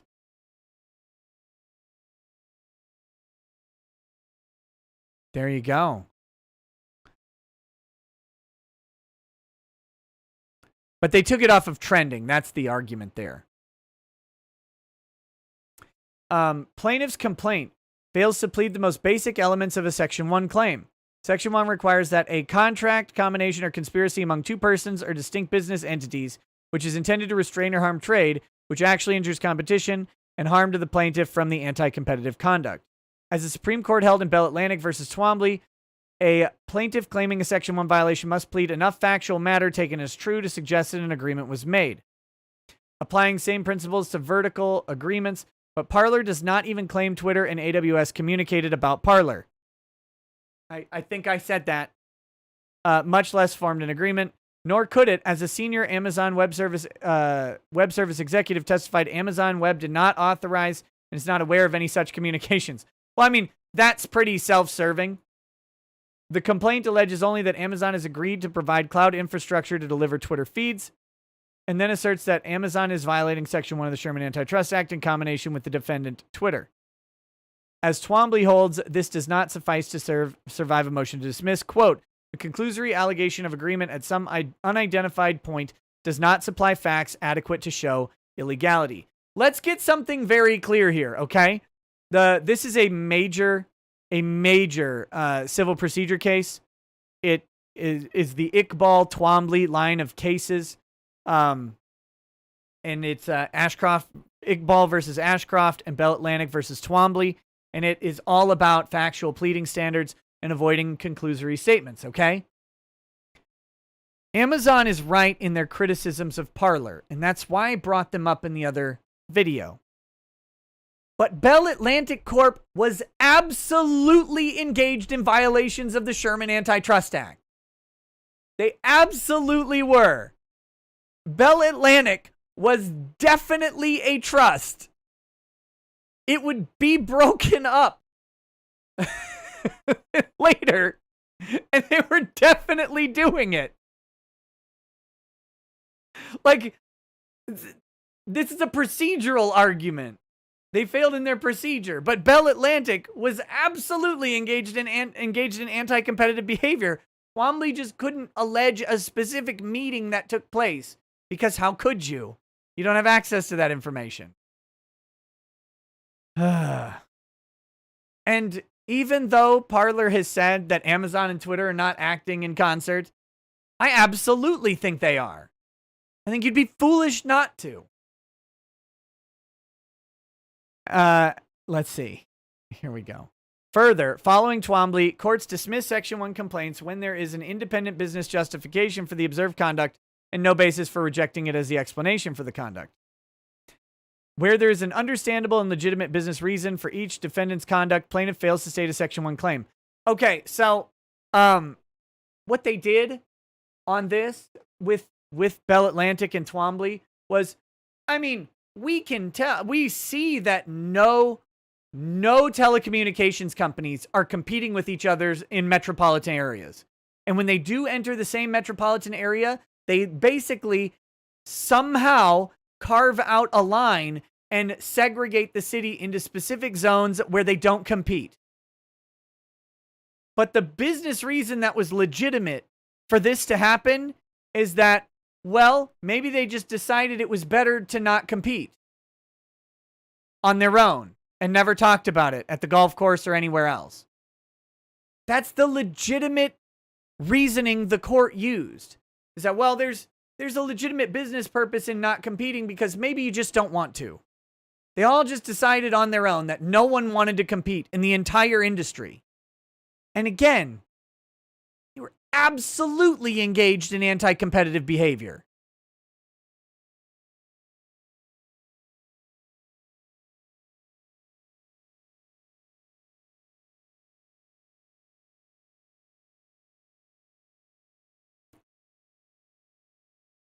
But he couldn't allege it. He couldn't prove when they had the meeting. He couldn't allege a date of a phone call or a golf game. And he couldn't get discovery to get those records because he couldn't allege it. All right. Here, not only does Amazon have a legitimate business reason to suspend Parler's account, but that reason, keeping content that violates its agreement with customers off its service, is the only plausible conclusion. It's really not, though. To be clear, Amazon has no incentive to stop doing business with paying customers that comply with its agreements. Parler failed to meet that obligation. Oh, this is the most false statement in 2021 and in 2020 uttered at all. You cannot find a more false statement than this in 2020 or 2021. I dare you. Find the worst lie ever, and that one is more false than what that lie is.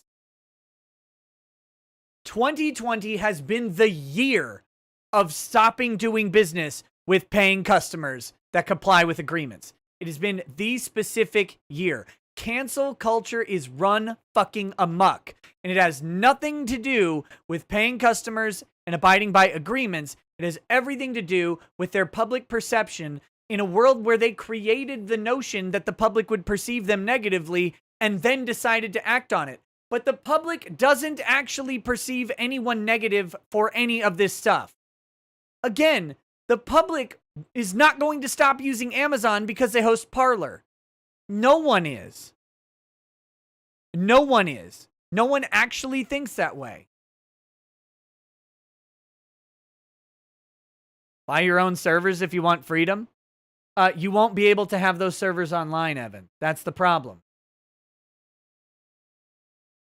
You won't be allowed to exist. Because at the end of the day, even if you do get the servers, even if you do get your domain name, even if you get hosting and distribution of your content, at the end of the day, if you're still the wrong person, the banks will shut you down.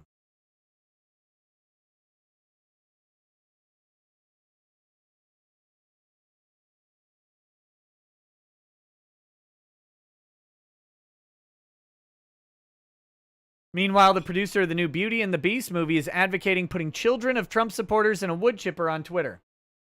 There you go, y'all. There you go.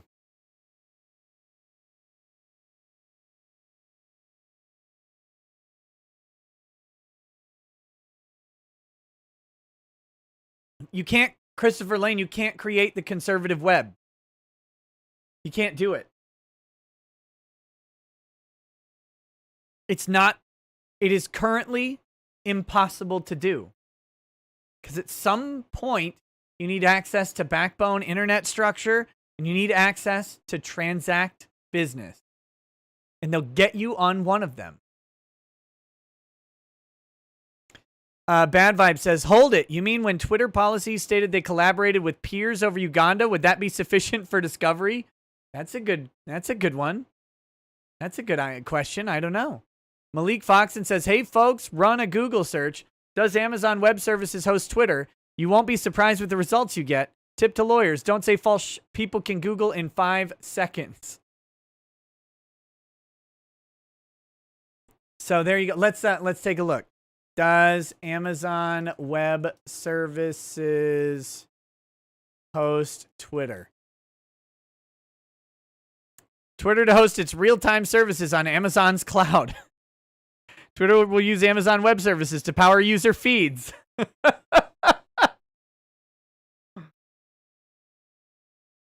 I mean, it literally is happening. That was from way back on December 15th of 2020.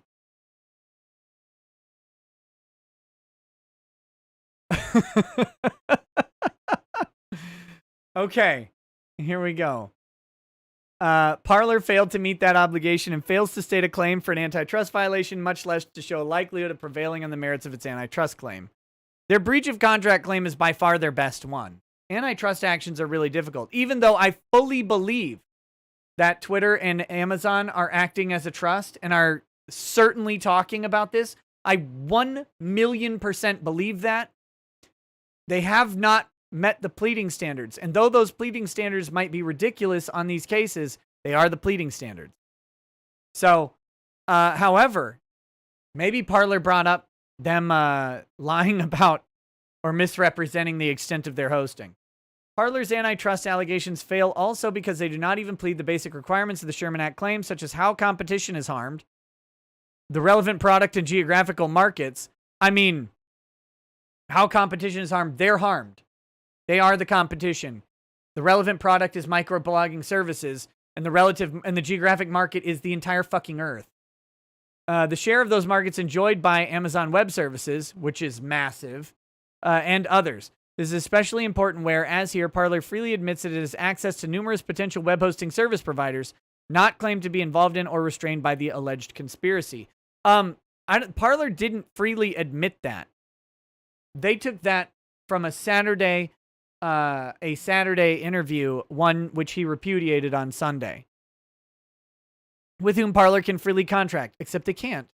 Those alternatives alone preclude Parler from stating plausible claim for relief. Section 230 bars interference and antitrust claims. In addition to their facial deficiencies, Parler's interference and antitrust claims also fail under Section 230C2 of the Communications Decency Act. Under that statute, the provider of an interactive computer service is immune for acting in good faith to restrict access to a material that is excessively violent, harassing, or otherwise objectionable. The catch-all. This is the problem with 230. None of those posts were excessively violent. Words aren't violence. Even if words can convey violent ideas, none of them are excessively violent. Harassing? None of those meet the legal definition of harassment either. Otherwise objectionable is whatever they want it to mean. That is precisely what Amazon Web Services did here. Remove access to content that it considered excessively violent and harassing. You can't harass someone who will never see your thing.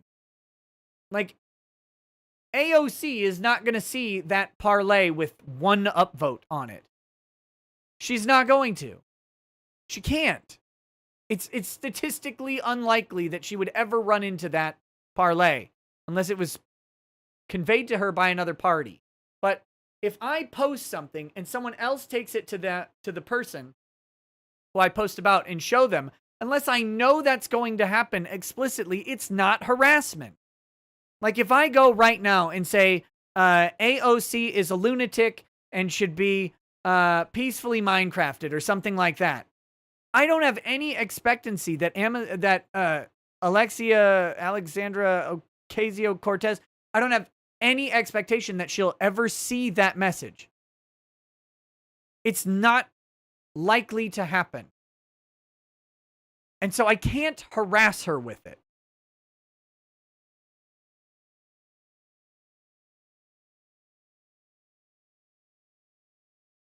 All right. Assessment of objectionable content is subjective to the provider. So yeah, whatever they literally this Zango Inc. versus Casper Sky lab literally says objectionable content is subjective to the provider. So it's whatever they want.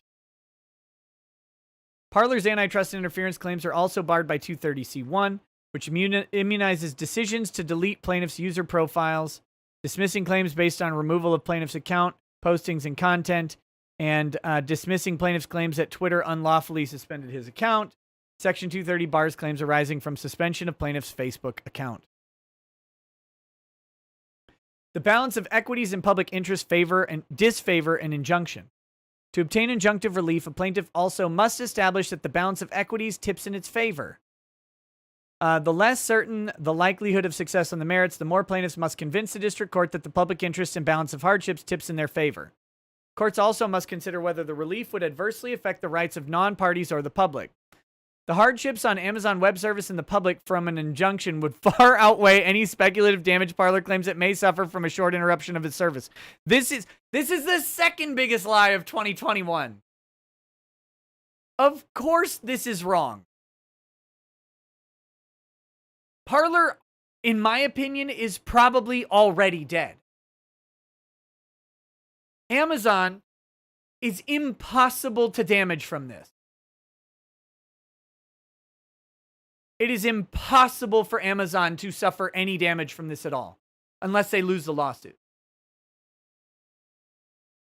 Bad Vibe says, unfortunately, 230 doesn't counter contract law. Nope. 230 is not an immunity to contract. Malik Foxon says, that's like Spectrum saying, oh, we shut your internet off. We didn't close your account. You're still being billed, though. Freaking hilarious, Amazon. Yes, because your account being suspended is useful. This much fucking zero.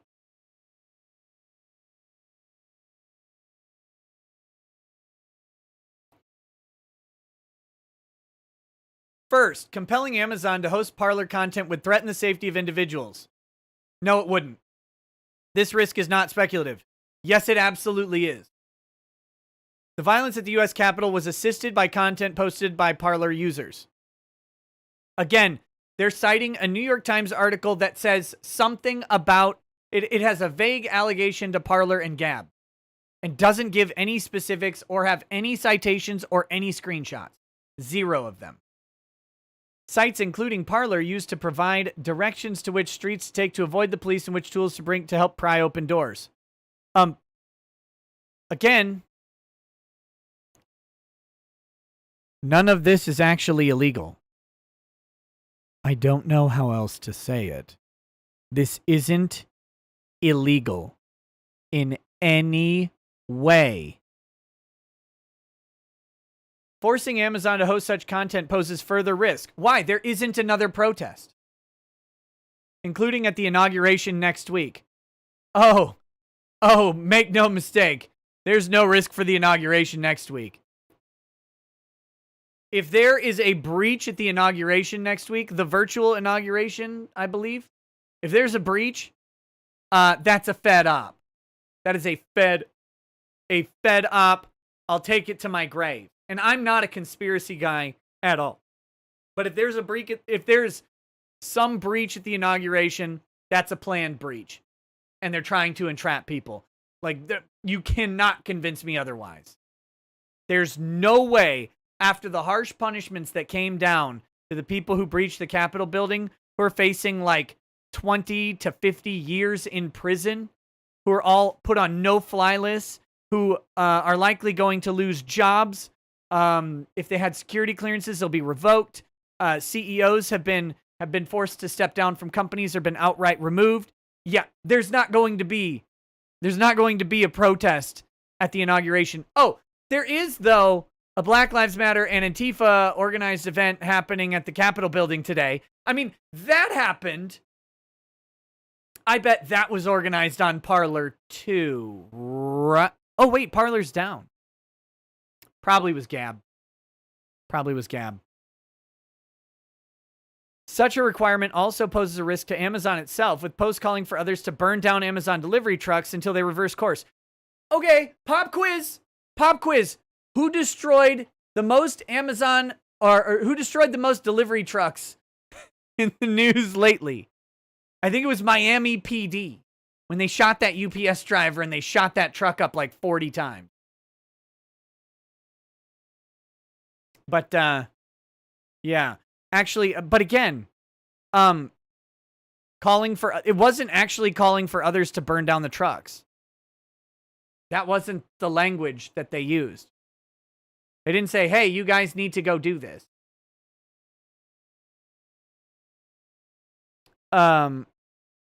Anyway, by suspending Parler's account, Amazon seeks to prevent illegal and violent acts from being coordinated using Amazon's resources, a right the agreement ensures or secures. But again, on Twitter, this happens literally constantly. Second, any injunction would impair Amazon's ability to take swift action against customers who misuse its services to promote violence. Requiring Amazon to allow services like Parler to remain active through weeks or months of court proceedings would heighten the risk of violence and harm to the public. The public, it's the children. It's to protect the children. Won't somebody think of the children?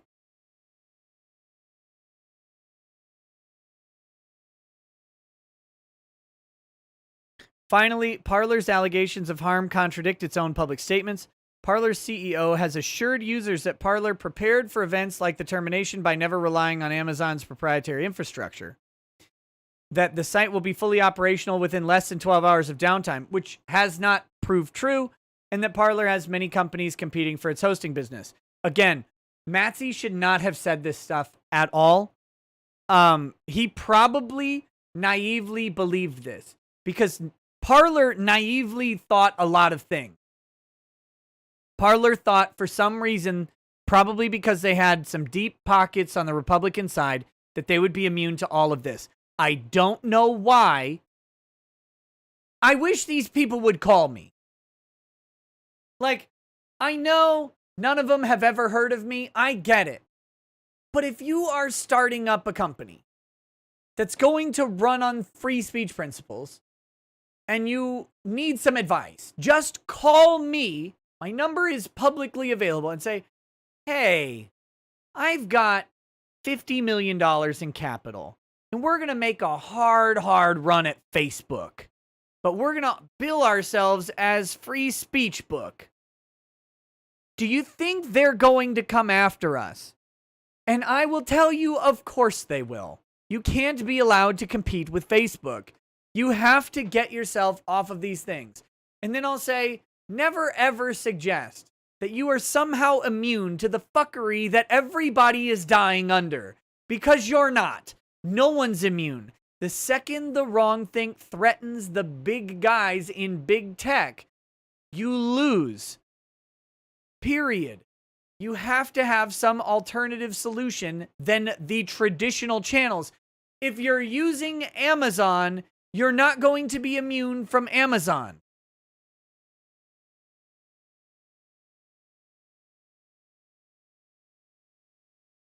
Accordingly, the balance of the equities and public interest weighs strongly against the issuance of any injunction. They actually didn't.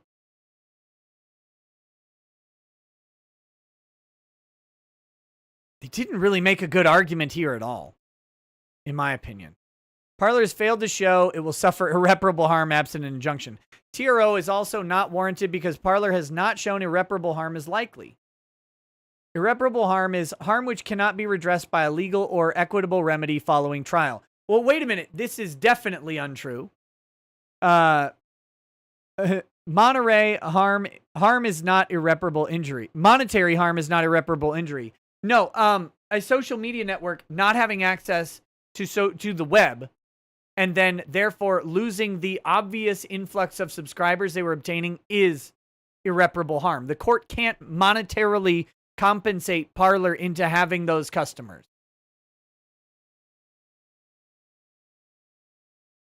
I mean, Parler has not identified irreparable harm. Amazon has promised to preserve Parler's data and help Parler migrate its services elsewhere. This, again, is such a hollow promise. Parler's CEO has acknowledged that the service never relied on Amazon exclusively. That appears to be not true. And he also told Parler users that the service may be operational within 12 hours of Amazon's suspension of Parler's account, which, of course, has not borne out. Temporary service interruption is not irreparable harm, and any alleged harm would be compensable by damages. Parler has not met the exceptionally high... What's funny is they responded to this somewhere close to after that 12 hours had elapsed and Parler wasn't back online. So they already know that it's not entirely true. But again, what's to, what's a little bit of lies amongst friends? Let's do this one. Yeah. Yes. Okay, let's pull up this. Parler's reply.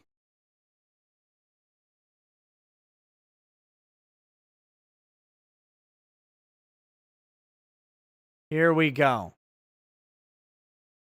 The Honorable Judge Barbara J. Rothstein. I didn't know this reply was out when I started the show, but here it is.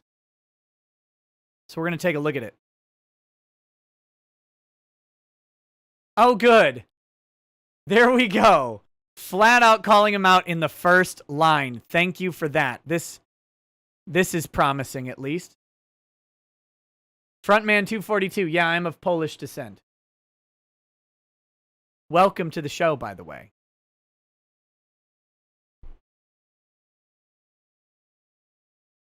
All right. I already like this David Grosbeck guy. I already like him. He's got some gusto. And so here's a thing I want to address real quick. Typically, like despite the John Grisham sort of approach, because people do this. They go, oh well, Amazon's got, they've got the best lawyers. They've got really tremendous, fantastic lawyers, the best lawyers, phenomenal lawyers. Have you ever seen lawyers like this? Nobody's seen lawyers that... Yeah, they say that type of thing, that they've got, they've got all this money, so they've got the greatest lawyers. I'm going to tell you a secret. Most lawyers are not actually intimidated by opposing counsel. And I think admitting intimidation by opposing counsel is a little bit sad. Why would you be intimidated?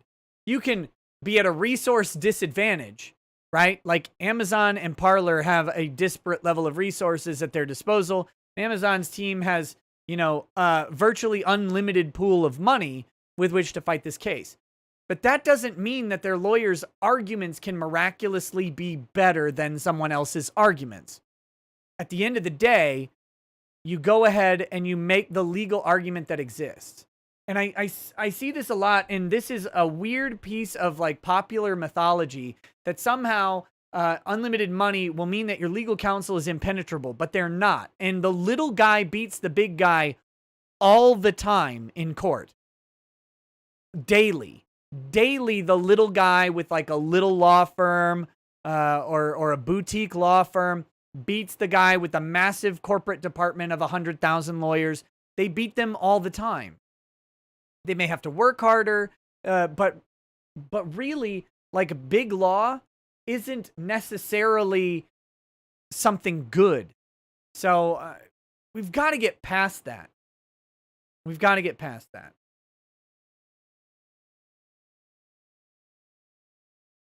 All right, let's jump into this one. As with its suspension of services to Parler, Amazon's opposition to Parler's temporary restraining order motion depends on speculation and falsehood. For example, to avoid a clear 30-day notice requirement for terminating its contract, Amazon Web Services claims its action against Parler was a suspension, not a termination. But the indisputable facts show that Amazon's action was a termination. Of course they do. Amazon has said, we'll preserve your data and help you migrate. That's literal termination. There's no other alternative. Amazon isn't even contemplating the idea that Parler can come back. This is good. I hope he continues this. Hammer them with their misrepresentation of the court, because it's really embarrassing for them to try and weasel around. Amazon, if they are as confident in their position, should be like, yeah, we terminated Parler. Those shit stains were violating our contract. They needed to go. Not, we didn't terminate them. We just suspended them. No, stop. Stop it. Stop. During the final call between Parler and Amazon before the latter pulled the plug, Amazon officials told Parler's officials that there was nothing Parler could do to get its services back.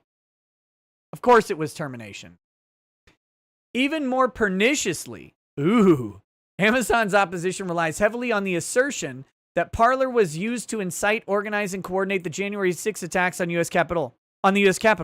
But Amazon offers no evidence to support that assertion, only unsupported speculation from reporters. Thank you. Thank you. It's like this guy was watching the show in the future and then went back in time to make the argument. I want to see what stuff he caught that I missed. And Amazon has confirmed that none of the arrested participants in that unconscionable attack even had a Parler account, much less used it to incite, organize, or coordinate the attack. Holy shit.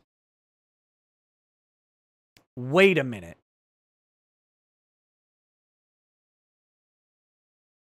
What are these citations?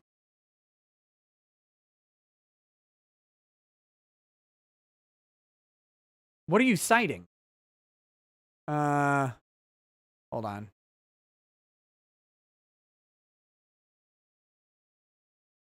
Damn it.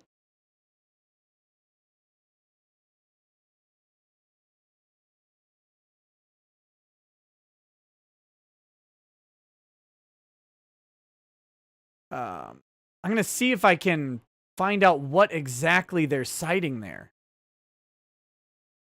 Citation is... We will keep going, don't worry.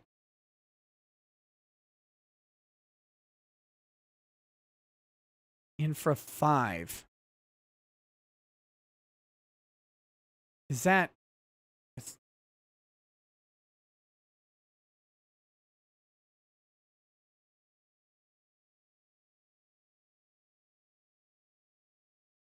Anyway, I don't know what citation this is. That's annoying to me. That Parler was used to incite, organize, and coordinate January 6th. Is this, Oh, wait. I think I might know. One second.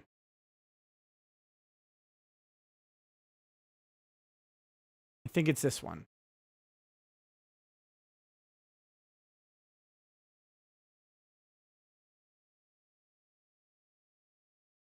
This is the Vox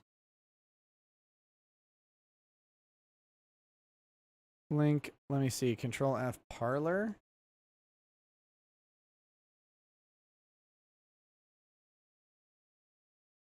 Let's see.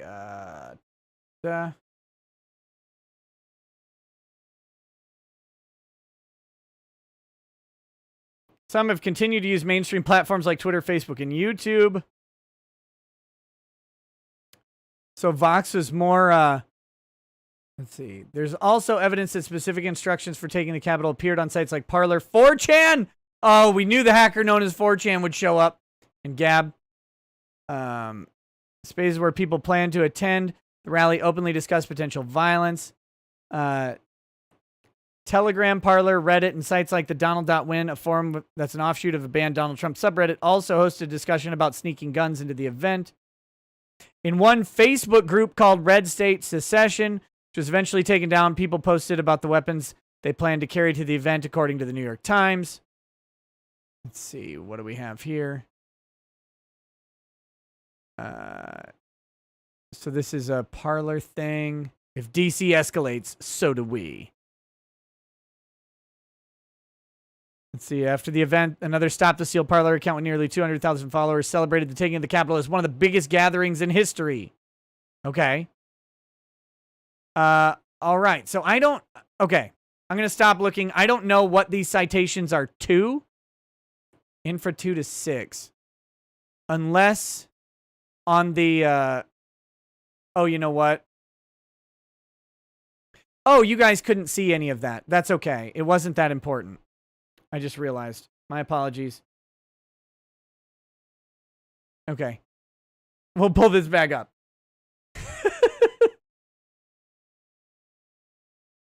Oh, infra is further below. Okay. I guess. It's weird. They should just Oh, they're going to do this in paragraph 5, I guess. It's just I don't like this citation style at all. But okay, for these other reasons, AWS's attempt to defeat Parler's TRO motion must fail. Parler has a high likelihood of prevailing on at least one of its claims. It has established irreparable injury in the form of high likelihood of being forced out of business forever, and it has shown that the equities and the public interest all weigh in favor of a TRO. At the minimum, Parler has established the requisite serious questions going to the merits. For each claim, Parler has demonstrated a likelihood of success. Amazon, not Parler, breached parties' agreement. Amazon claims at 7 that Parler failed to identify this. Oh, so at page 7, I guess. That Parler failed to identify the specific terms of the contract that Amazon breached. Yet Parler quoted from the specific term in the contract, section 7.2b, and that section entitled Termination for Cause only allows for termination for a material breach of the agreement if that material breach remains uncured for a period of 30 days from receipt of notice by the other party. Yeah, they did that, and Amazon just ignored it. Amazon cannot satisfy the contract because it terminated the contract just over 24 hours after giving notice of what it deemed a material breach. At no time before January 9th did Amazon notify Parler that Parler was in material breach of the agreement, thus blindsiding Parler. And in the period up until then, Amazon implicitly assured Parler that the two companies had a positive relationship that would continue into 2021. For example, from the beginning of the contractual relationship and repeatedly throughout, Amazon was aware of Parler's reactive rather than prospective content moderation policies using a jury system. And never before January 8th did Amazon express any concerns with that system. In November, when Amazon knew that President Trump would likely begin using a Parler account, Parler and Amazon discussed Parler switching to Amazon's proprietary databases and software, a move that would mean Parler could not easily leave Amazon. Amazon again attempted in mid-December to sell Parler proprietary software that would permanently attach Parler to Amazon's hip. Also in November, Amazon flagged some content for Parler, but any content that encouraged violence, Parler promptly investigated and removed. For the next month, Amazon occasionally sent similar material to Parler, which Parler investigated and removed. Not once during this time did Amazon inform Parler that Parler's system of handling this material was inadequate or that Parler was in breach of its contract. And this is the key. Notice of material breach isn't just, we don't like this thing. It's a formalized notice that says in clear, unequivocal language, you are currently in breach. You have X amount of time to cure under the contract clause, whatever. That is notice of breach. Merely saying we informed you in November that there was questionable content on your website is not notice of breach. In fact, it has to pretty much say notice of breach.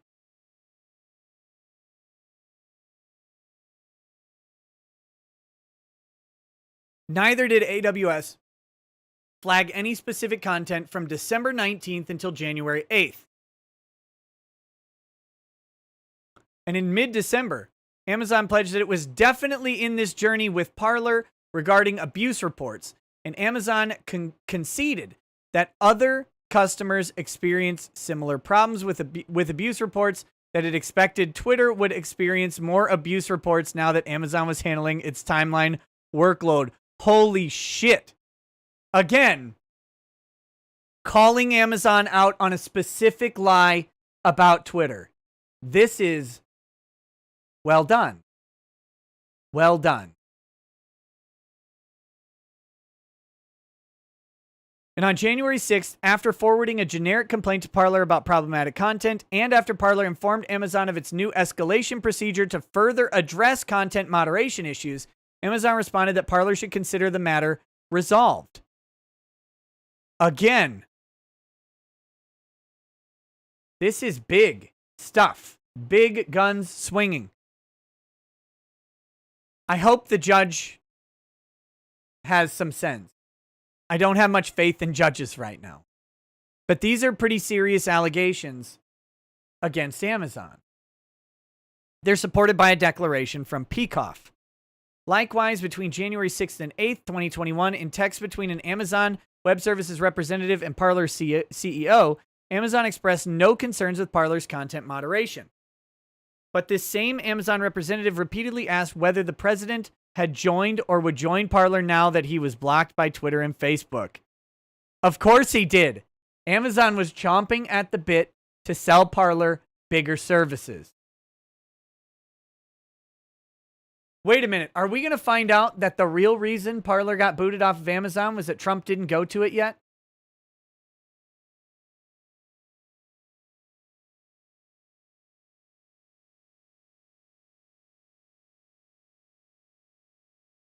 After Twitter banned President Trump on January 8th, the increased new users and activity caused Parler to go down for 7 hours, resulting in a backlog of 26,000 instances of content that potentially encouraged violence. However, over the next 2 days, Parler was able to systematically remove almost all of this content, which progress was reported to Amazon Web Services, and within 48 hours by the end of Sunday, when Amazon Web Services shut Parler down, Parler had removed all but some 1,000 problematic posts. Again, this is a very good tactic here because that 26,000 instance backlog sounds really big. But Parler explains how in 7 hours their services were down, so they had a backlog of content. And in that time, or over the next 48 hours, they had caught up, implying that they had, along with additional, with the new content, they had gone through 25,000 of them. So, this is important because a judge doesn't know how long 26,000 instances takes to deal with. Nobody actually does. So having them put this down in a timeline says, look, 48 hours later, we had addressed this. A judge goes, 26,000 things, that's going to take months. And it's no, our system allows us to deal with this in 48 hours. Bad Vibe says, hold on, isn't just asking about Trump joining Parler enough to support collusion? No, because it doesn't show any colluding with they're not colluding with Parler. It would be colluding with Twitter.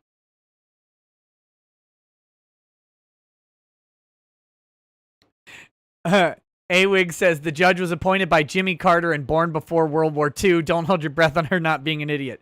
Maybe she's got a good clerk. In Seattle. Parler also identified steps it was taking to quickly identify and remove problematic content. Indeed, Amazon had known since mid-December that Parler would be adopting in 2021 an AI system that would pre-screen inappropriate content, which had shown promising initial results, and there was discussion of Parler adopting Amazon Web Services' own AI system, but in the end, none of this seemed to matter to Amazon. Well, while this is well written, boys, Parler was dead already. Parler was already dead. There it went.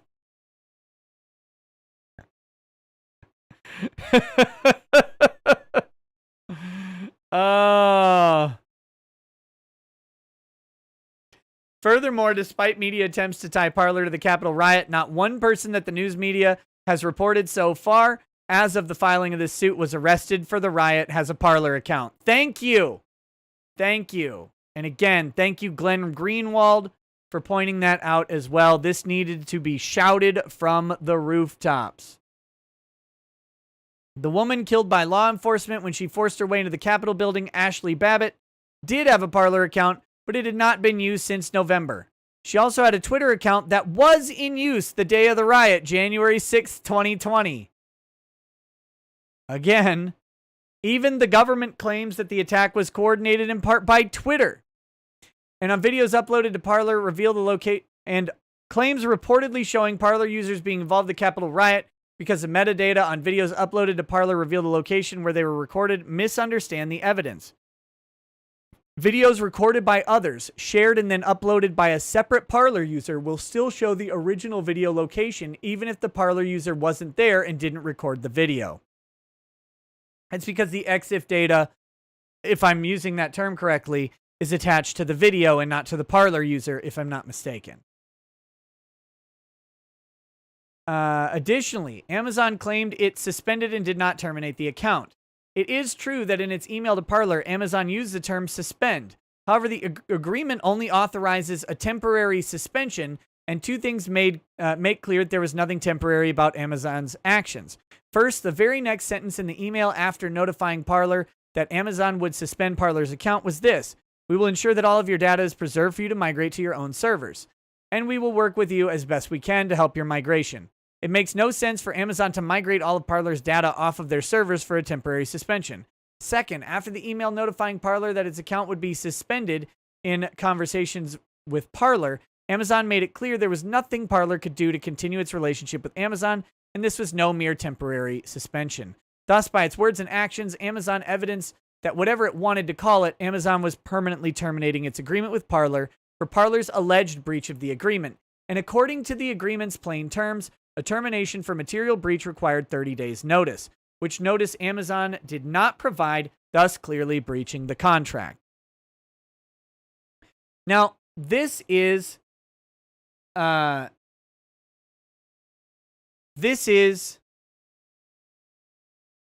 very straightforward argument about breach of contract. So if this judge doesn't understand these plain words and concepts, then she shouldn't be a judge. Why would Amazon so willfully breach its contract with Parler? First, Amazon was getting pressure from its progressive employees to use the Capitol riot as an opportunity to suppress conservative voices, and Amazon succumbed to that pressure the same day it was applied. Footnote 2. Annie Palmer. Here we go from CNBC. Amazon employees call for company to cut ties with Parler after deadly U.S. Capitol riot. See also Catherine Ross. Amazon employees demand companies stop providing cloud services to Parler from Yahoo News. Reporting that an employee advocacy group, Amazon Employees for Climate Justice, are demanding that the company stop providing services to conservative social media platform Parler, popular among supporters of Donald Trump.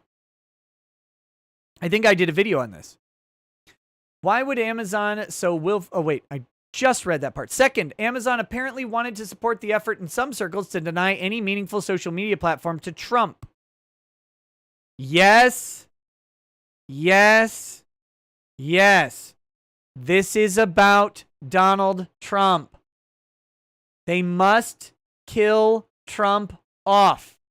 It is the sole purpose and mission right now of quote unquote the left to remove Donald Trump.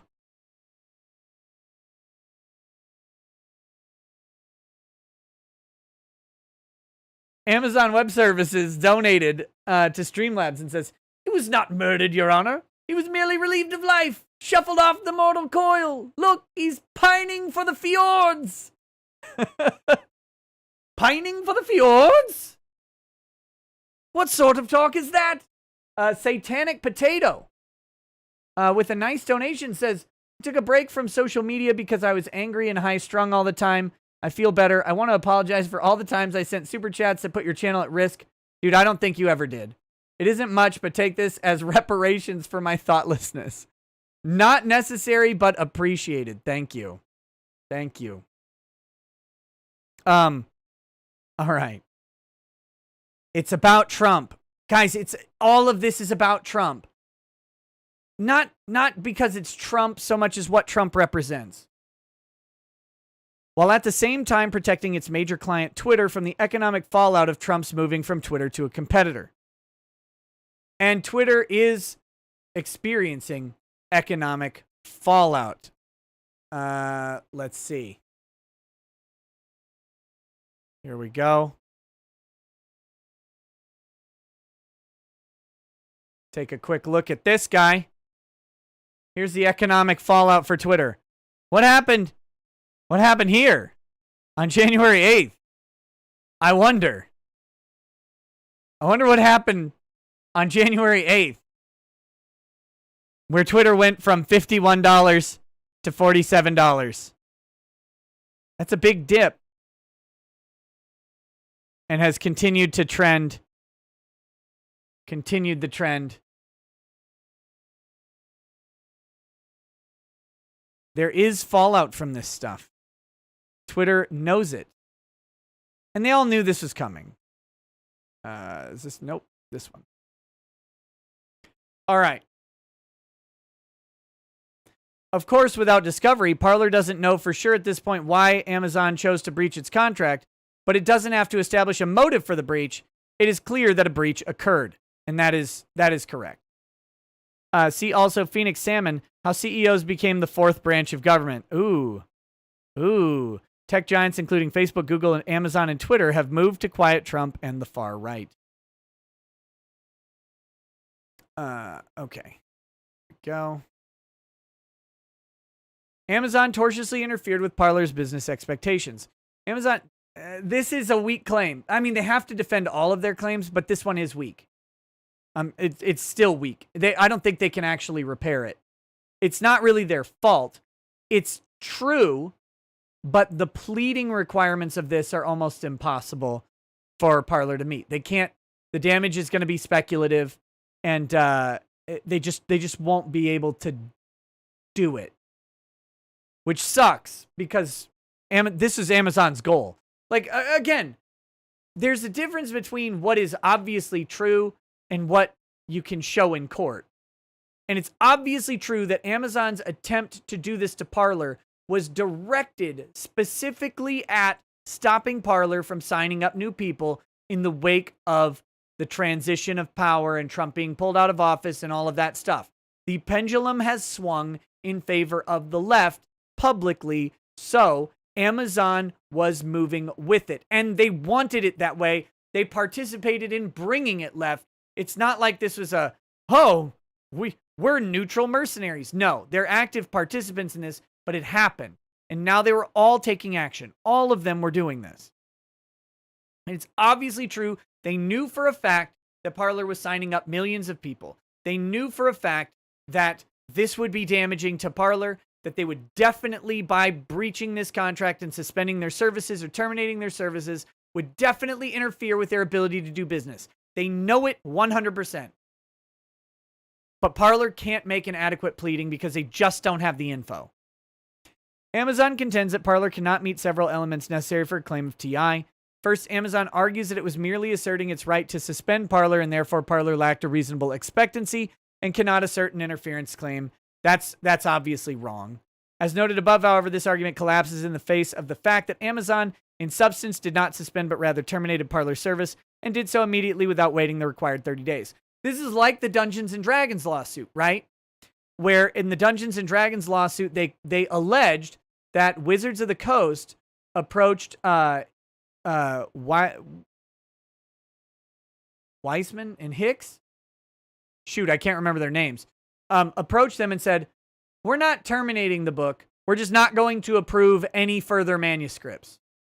Well, that's a breach. We're not breaching the contract, but we're not going to approve any other manuscripts. That's a constructive breach.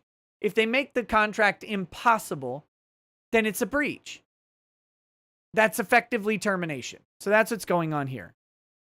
Amazon further posits that Parler has not alleged any interference was for an improper purpose or done through improper means. Yet Parler's complaint clearly alleges that Amazon terminated Parler's account for political animus and to reduce competition in the microblogging services market to the benefit of Twitter, a much larger customer of Amazon than Parler. And Parler documented the rising threat that Parler was to Twitter and how Amazon ignored more egregious behavior on the other side of the political spectrum by Twitter. Thus, Parler has patently alleged that Amazon interfered with the contracts Parler had with its 15 million users, as well as the millions it was expecting to gain in the next short while out of greed, retaliation, or hostility. Okay, I still don't think they've got damages, though. And they don't address that here. Now, they are merely replying, but I think that argument still needs fleshing out. But I think they also know that it's the weaker one.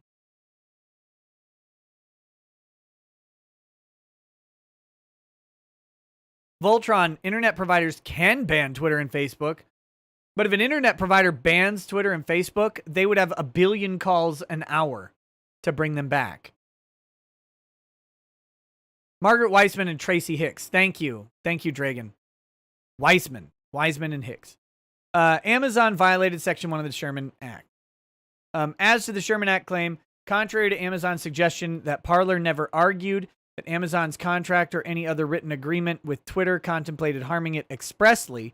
The complaint focused not on the Amazon contract with Twitter, but rather on the timing of Parler's removal. Amazon's lack of concern with Twitter's equally egregious violations, its close business relationship with Twitter, and the harm to Twitter if Parler continued operating after Twitter ejected President Trump. Thus, Amazon's decision to pull the plug on Parler after months of mutual cooperation, as soon as it became clear that Twitter, unquestionably the wealthier client, risked losing a substantial share of its base, is powerful circumstantial evidence of an agreement or conspiracy to restrain trade in violation of Section 1.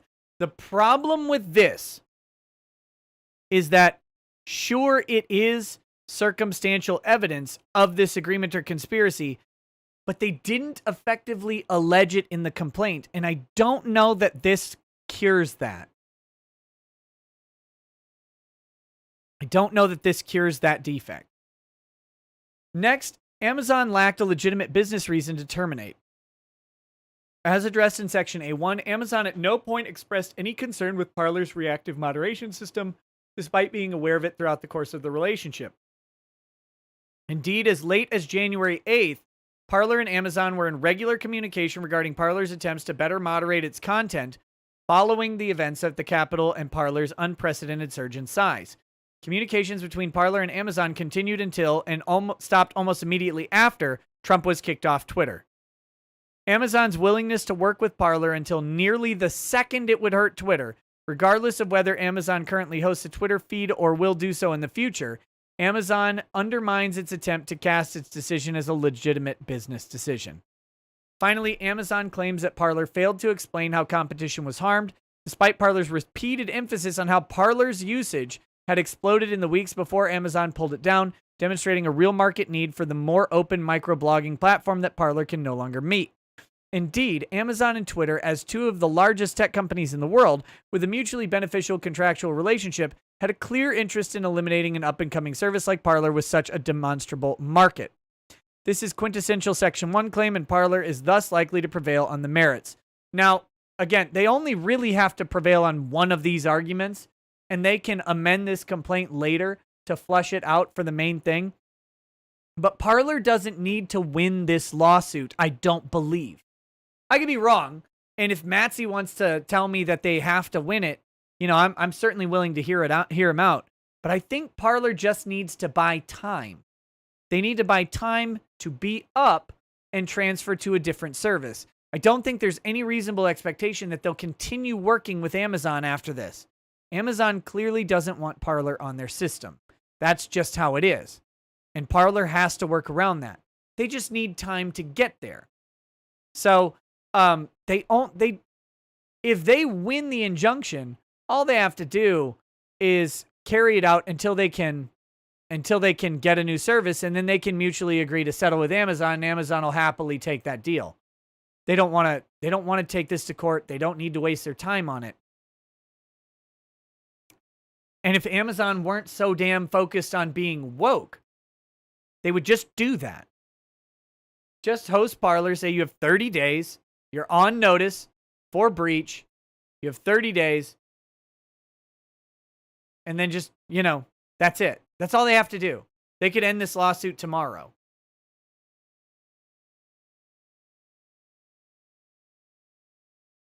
All right. Section 230 does not bar Parler's interference or antitrust claims. Amazon's immunity defenses under 230C1 and C2 of the Communications Decency Act, which Amazon correctly does not assert against Parler's breach of contract claim, also fail. Amazon's 230 claim fails on a plain reading of the statute. Socialism is for figs says, would Trump have the best lawsuit against Twitter, considering that SCOTUS ruled his personal account a public platform that couldn't ban anyone and couldn't be banned by anyone? I don't know if the Supreme Court is ready to hear that case, but yes, he would have, I think, the best case for it. I don't know if the Supreme Court's ready for it. But I think that's a good argument, and I made this back when they first, when the appeals court in New York first ruled that Trump had to unblock everybody, or sort of. I was down in Florida at the time, at Legoland, when I did this video, and at the time, I said that this is a step towards the argument that by allowing overt government accounts to engage in services on the platform, that the argument could be made that the platform accepted a duty to maintain access to those government accounts. And the government's argument, Trump's argument in that case was that, well, they could just go in an incognito tab, or log out and they could see all of Trump's tweets. And specifically, it was said that that was not good enough. So I find it interesting because there's a logical argument that can be made that Twitter is then acting in some respects as a government agent, at least in regards to those accounts, and must develop a system that would allow users to access those accounts. That's the argument. And this is back in, I think, 2018 when I talked about this, because I think that's when it happened. And that's a summary of what my argument would be. I don't know that they would take that case. I don't know the Supreme Court's ready for it, but I know that if they did, that's the argument that I would make there. They know, like, Twitter has official government accounts, like, because there was Donald Trump and there's POTUS. And they argued that Trump was an official government property, even though, I mean, I guess. But there are official accounts. Like, there's the head of national security. There's all these different official positions on Twitter. By doing that, I think they accept a duty because it makes them money to do it. And so that duty to that should be public access to those accounts forever. Yeah, I know they moderated the POTUS account. Okay, so plain reading of the statute. 47 USC 230C1 simply forbids any, quote, provider or user of an interactive computer service from being treated as the publisher or speaker of any information provided by another information content provider. Here, Parler does not attempt to treat Amazon as a publisher or speaker, nor could it. Under 230F2, Amazon is an interactive computer service, as is Parler. Thus, 230C1, by its term, shields Amazon from liability only for actions or statements authored by someone else. But it is not a complete bar to liability for all wrongdoing. This is a good argument. Unfortunately, I think the courts will actually read it Amazon's way. This is a good argument, but I think the court will read it the other way because the courts are absolutely ridiculous on 230. Indeed, because antitrust claims do not treat interactive computer services as content providers, at least one court in the Ninth Circuit has held that 230 does not bar antitrust claims against media companies in Britain versus Twitter. The same logic applies to Parler's interference claim, where, as here, a party is attempting to hold an interactive computer service liable for its own unlawful conduct and not for the conduct or speech of others. 230 poses no bar. And again, I think this is a very good argument.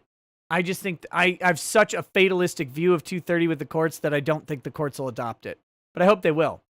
Further, 230C2 only shields interactive computer services from liability for actions voluntarily taken in good faith to remove, as alleged here, excessively violent and harassing content. Amazon did much more than remove excessively violent and harassing content. It removed all of Parler. Amazon does not and cannot claim that the entire Parler service was excessively violent and harassing content, and the plain language of 230C2 therefore cannot shield it from liability. Instead, Amazon's decision to fully remove Parler, despite its millions of accounts fully compliant with their terms of service, undermines any claim that it approached this decision with the clean hands necessary for 230C2 immunity. Again, a lovely statement. There's not a citation to this clean hands claim, and the courts read 230 very broadly.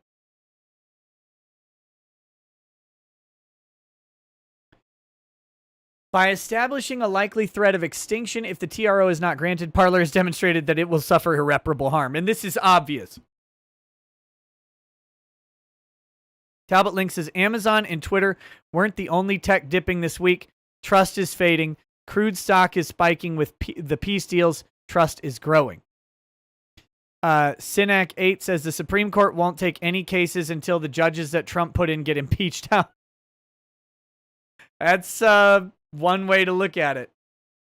Okay, Although, prior to termination, Parler had some hope that it could quickly procure another online host and begin to recover from the effects of Amazon's sudden and highly publicized break, the effect of Amazon's action have proven much more catastrophic.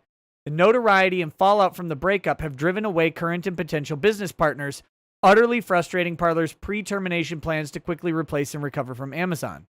Even Amazon's own cherry-picked exhibits admit that its actions have left Parler suddenly fighting for its life and all but killed, entirely unable to operate its online business or generate revenue. Parler now faces a real non-speculative threat of extinction, which, as the Ninth Circuit has repeatedly affirmed, is enough to establish irreparable harm, even when damages may be available if the amount of direct financial harm is ascertainable.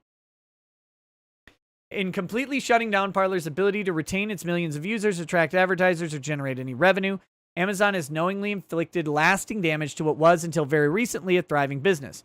Parler agrees with Amazon that much of that harm would be compensable by damages, but because the severing of Parler from other prospective online hosts has been so pervasive, and because the fallout from Amazon's mishandling of the entire breakup has been so toxic to Parler's ability to find other business partners, a temporary restraining order restoring Amazon services is necessary to avoid the irreparable harm of Parler's extinction. That's good, and it's right. That's correct and true.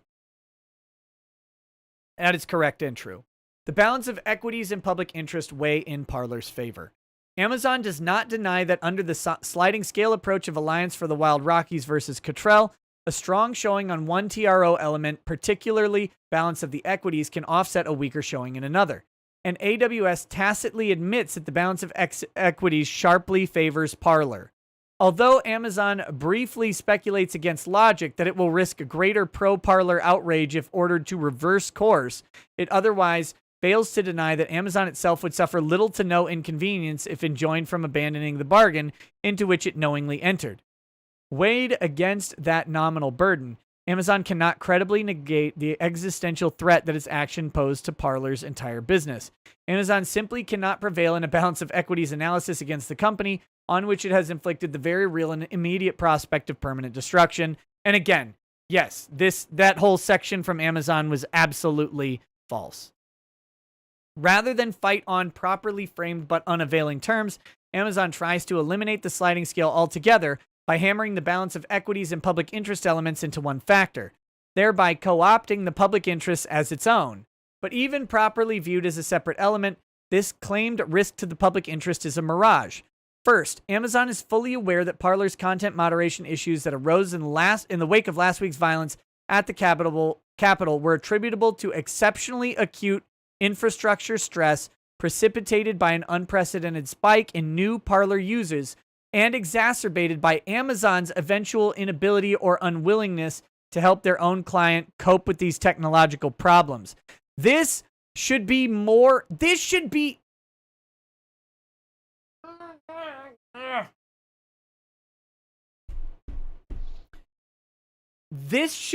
front and center.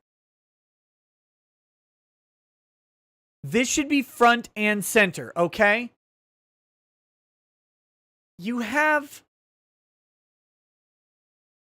They're talking about Parler was down briefly when they got a big spike of users. Now he's saying Amazon was unwilling or unable to help Parler deal with the increased load. Put front and center that Amazon precipitated the backlog that they tried to use to justify the termination of Parler. Amazon's inability to service its client is what caused the situation that Amazon pretextually is using to enforce against Parler. That is the unclean hands argument right there. And it should be in bold ass letters. It should have its own section, in my opinion. And it should have been in the answer. You have these words, put them obviously in front of the judge, bold them, italicize them, make them 75 font. I don't care. If Amazon caused the backlog that they're citing of 26,000 posts by their failure as a service provider, then you put them on blast for it. They're already going to cancel you. You can't like damage your relationship with Amazon. It's gone. So put them on blast and say, they caused this and are now using it as a pretext. But we don't want this. We even talked about resolving it with them, and this is the outcome that we came to, and they knew it. But that needs to be explicit. This shouldn't be 7 pages removed from them when they originally talked about rectifying those 26,000 tweets. It should be up there in bold, and it should be repeated down here. This is a stylistic choice, but I would hammer this. Again, if you've got a breach of contract claim and you've got potential bad motivations on the other party, just lay them out. Amazon failed to address infrastructure problems that Parler identified, leading to a backlog of things that Amazon would use as a pretext to attack Parler in this lawsuit. Like, just put it out there.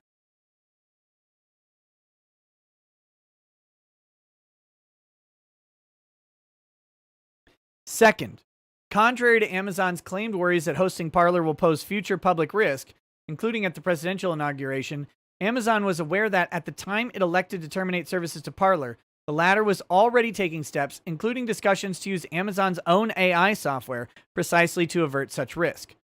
Amazon's desire to escape a contractual obligation and thereby crush a much smaller company with minimal inconvenience to itself does not implicate a substantial risk to the public interest, but weighs decisively against that interest. TRO is more than warranted. All around, a very good document. I mean, I have criticisms, obviously. I just voiced some. But all around, a very, very good document. Whether or not the judge will take the arguments, all they have to do is show the breach of contract claim. That's the one. If they win on one claim, that merits the injunction. They don't have to win on all three. And they've put forth a very good effort on that breach of contract claim. So, nice response, David Grosbeck. I hope you succeed for Parler, if only because Parler will triumphantly return to the internet, only to be shut down by the banks. And when that happens, I just want to point out, and I will have said it already, and if Parler manages to beat this and comes back, the banks are coming. The banks are coming. So, there we go. So that's Amazon versus Parler. That is the most up-to-minute update I can give you. This document was filed on the 13th. I don't have a time on it. But I mean, we're talking, this was filed today. That's about as new as it gets. Whew. We should see very soon if the judge is willing to enter that temporary order. Let's see, there's an order, RE, the plaintiff's motion for temporary restraining order. The court orders Parler to serve all motion papers, including the complaint, on Amazon no later than 5 p.m. today, January 11th. Amazon shall respond to the motion no later than 5 p.m. January 12th. Parler may file any reply no later than noon, January 13th. The parties shall follow all rules for briefing, including page limits set out in the local rules, signed by Judge Barbara Rothstein. So we should probably find out tomorrow whether or not the judge will issue the restraining order.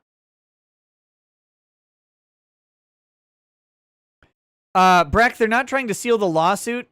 They sealed 2 declarations of Amazon executives. And then they moved to remove those documents rather than unseal them. Angry Painling, can Parler sue banks for shutting them down if that does happen? Look, if your bank won't let you process transactions, guess what you can't do for your lawyer?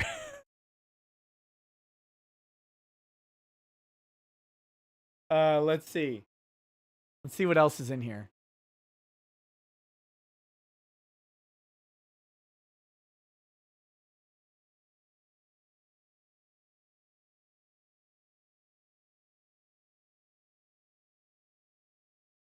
We do have the customer agreement.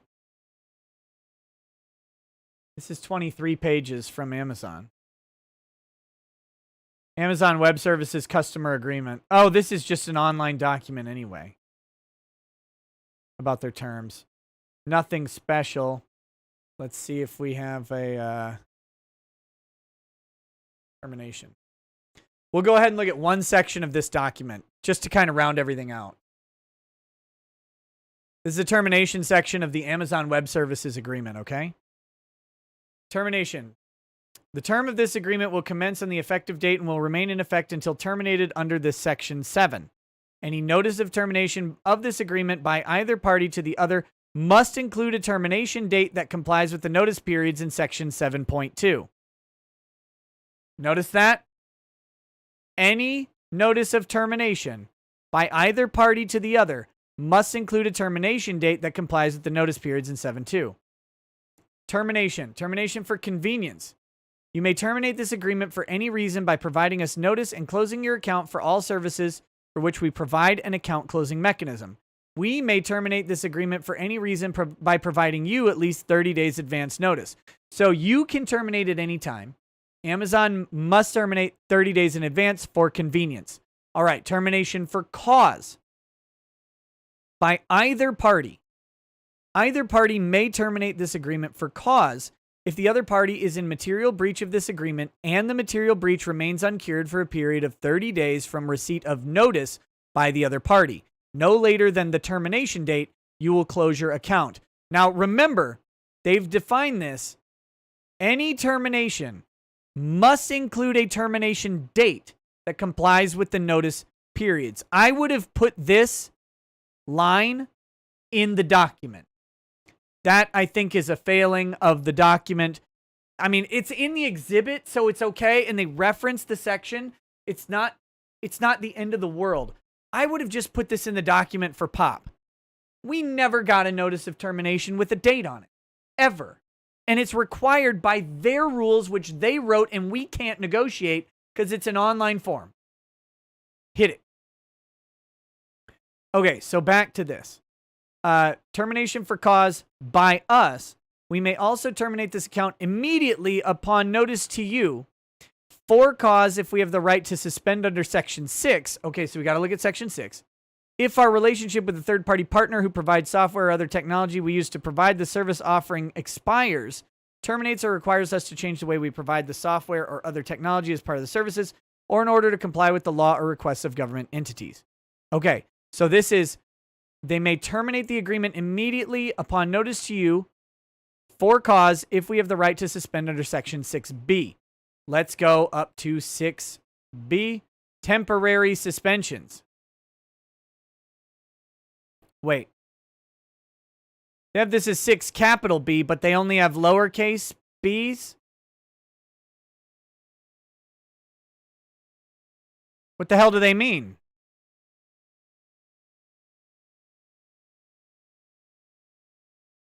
Well, this isn't clear. I mean, I can assume they mean by Section 6. Under Section 6. Sorry.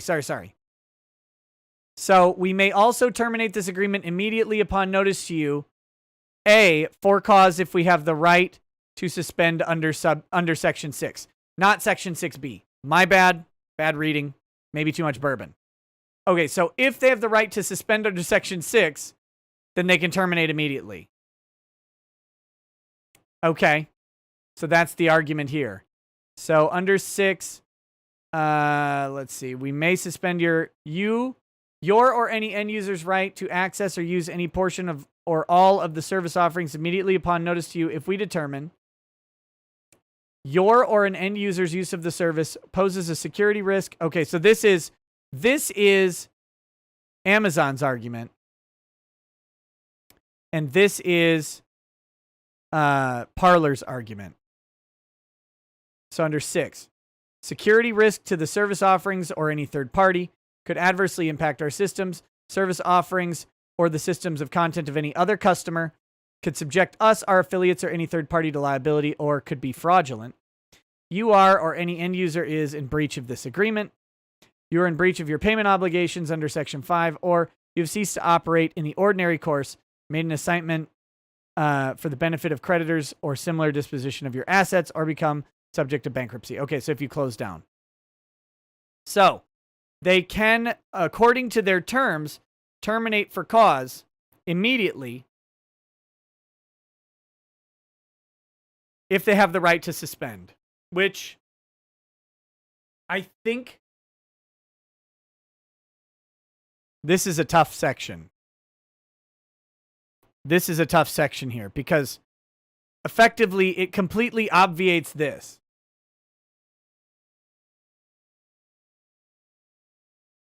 So it says if they're in material breach, they can offer cure, but here if they can just merely suspend it, then they can terminate it. Whew. We'll have to see. That seems tough.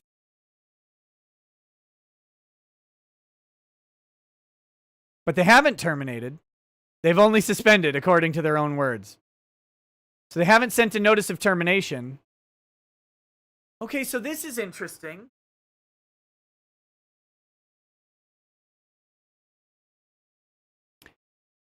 These claims might, or these sections might be incompatible. So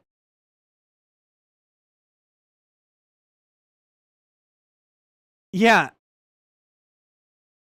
you are or any end user is in breach. These sections are incompatible. If we suspend your right to access or use any part, or all of the service offerings, you will not be entitled to any service credits under the service level agreements for any period of suspension.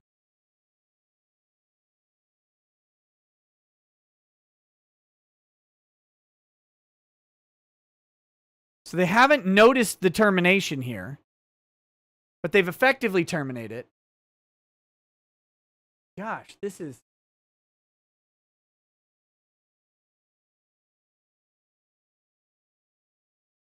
Yeah, I don't know. This, to me, this seems like an improper section. So we can temporarily suspend you for breach. And if we temporarily suspend you for breach, we can immediately terminate the agreement. But if we're going to terminate for breach, then we have to give you 30 days notice. These two sections are incompatible.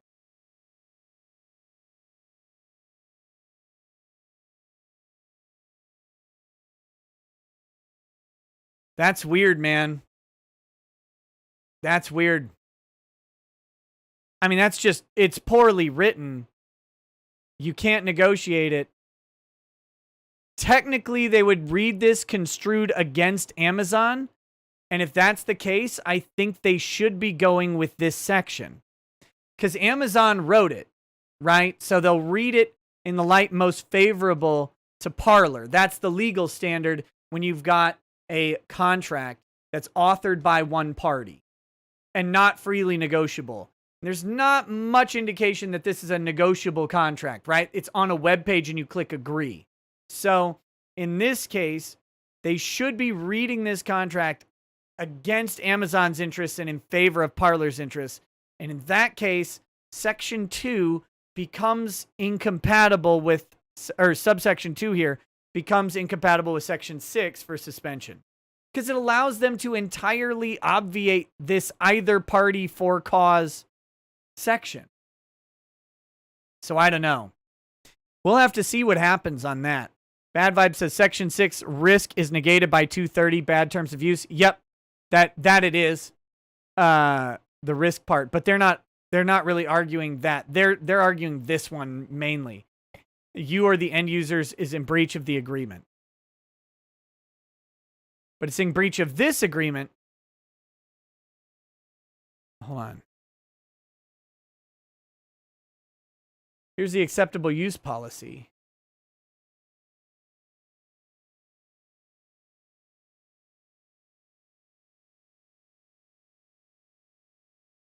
Okay, hold on. Here we go. You represent and warrant that none of your content or end users of your content. Okay, so they do incorporate the acceptable use policy here. Okay. Whew.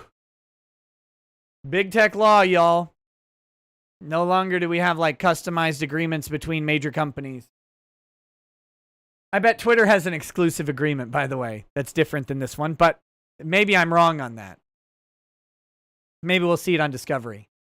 So, there we go. Those are the, that's the documents for Parler versus Amazon that we'll go through today. Again, I think Parler makes a grade A effort.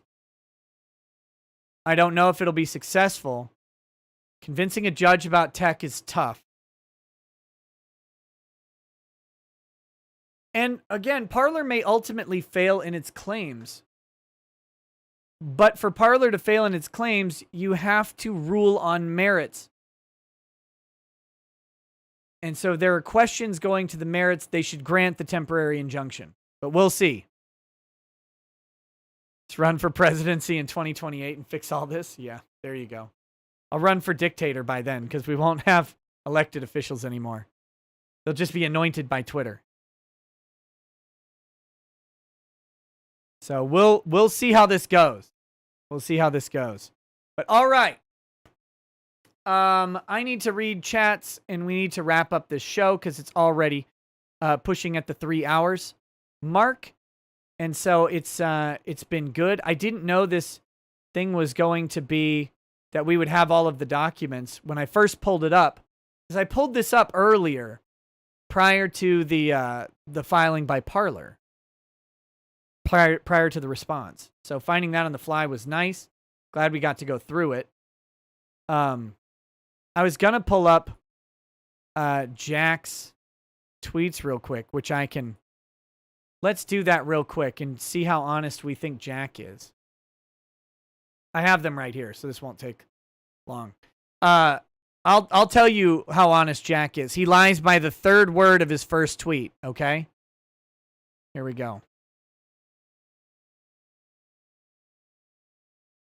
Social media literally running the country sounds horrifying. Social media is literally running the country right now. So here's Jack. Here's Jack. I do not celebrate or feel pride in our having to ban real Donald Trump from Twitter. Yes, you do, Jack. Yes, you do. Or how we got here. After a clear warning we'd take this action, we made a decision with the best information we had based on threats to physical safety both on and off Twitter. Was this correct? I believe this was the right decision for Twitter. We faced an extraordinary and untenable circumstance, forcing us to focus all our actions on public safety. Oh, yes. This was entirely motivated by public safety, guys. That's what Jack was careful to do, is ensure the public safety.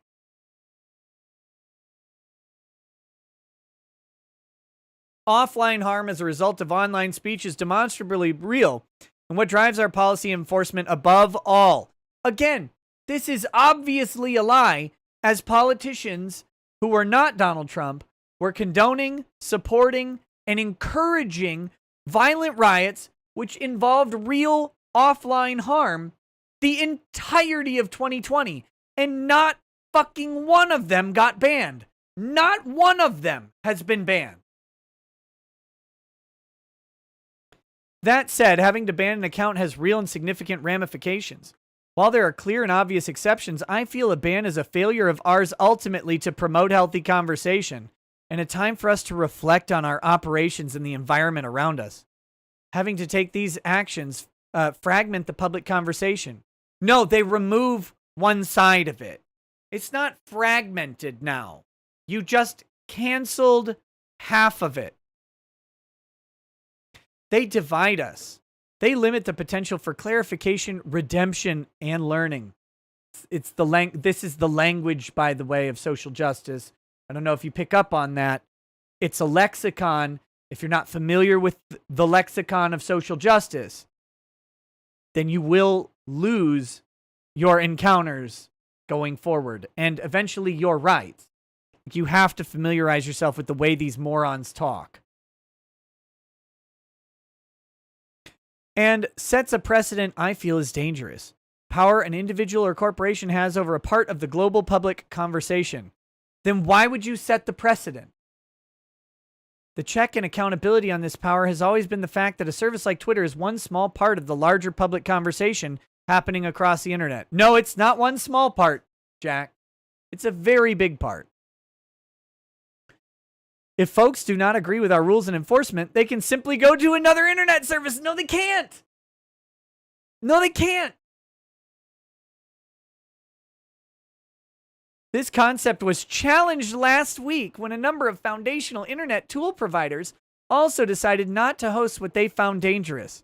I do not believe this was coordinated. Oh, guys, settle down. It wasn't coordinated. Jack doesn't believe it. It's fine. More likely, companies came to their own conclusions or were emboldened by the actions of others. See, this is exactly Bell Atlantic versus Twombly. They're not coordinating. They just all happen to act the exact same way at the exact same time. In every instance. It's not coordination, though. You can't show that. This moment in time might call for this dynamic, but over the long term, it will be destructive to the noble purpose and ideals of the open internet. Jack, stop. Stop it. This man is sociopathic. There is no open internet with Twitter. It's a false narrative. Jack abandoned it long ago. A company is making a business decision to moderate itself is different from a government removing access, yet can feel much the same. It's not different anymore. This is the problem. Yes, we all need to look critically at inconsistencies of our policy and enforcement. Yes, we need to look at how our service might incentivize distraction and harm. Remember what I was talking about? I said they're engineering intentionally these products to be needed, necessary for people to function successfully. Not just like function in society, but they are an addictive property. They're engineered to bring people back, to create an absence when they're gone that people want. I gotta check my Twitter. I've got to check my Facebook. I have to look at these things. They're engineering that system. They know this. And therefore, removing someone from the system is exceptionally cruel. If you get someone hooked on heroin and then don't give them the heroin, you are awful. That's what they're doing. That's what they're doing to people. It can lead to suicide. It can lead to severe depression. It could lead to loss of loved ones. It could lead to loss of employment. And they're doing this on purpose. Yes, we need more transparency in our moderation operations. All this can't erode a free and open global internet. These two sentences are incompatible. The reason I have so much passion for Bitcoin is largely because of the model it demonstrates. A foundational internet technology that is not controlled or influenced by any single individual or entity. This is what the internet wants to be, and over time, more of it will be. Again, demonstrably false. The internet was that. It was that, and over time has become less that. We are trying to do our part by funding an initiative around an open, decentralized standard for social media. Our goal is to be a client of that standard for the public conversation layer of the internet. We call it Blue Sky. Buy our product. This will take time to build. We are in the process of interviewing and hiring folks, looking at both starting a standard from scratch or contributing to something that already exists. No matter the ultimate decision, we will work completely through public transparency. It is important that we acknowledge this is a time of great uncertainty and struggle for so many around the world. Our goal in this moment is to disarm as much as we can and ensure we are all building towards a greater common understanding and a more peaceful existence on Earth. Listen to this moron. Look, it's just temporary the way we're acting. We're totally going to give you more freedom in the future. Totally in the future, it'll be better. Just right now, it can't be. We gotta stop it now. But we're gonna change, girl.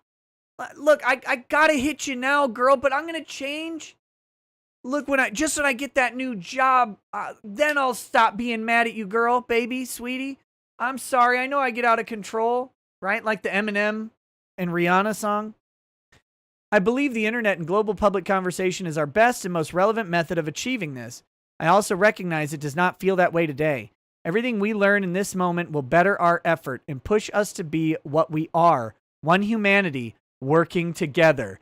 No fucking thanks, Jack.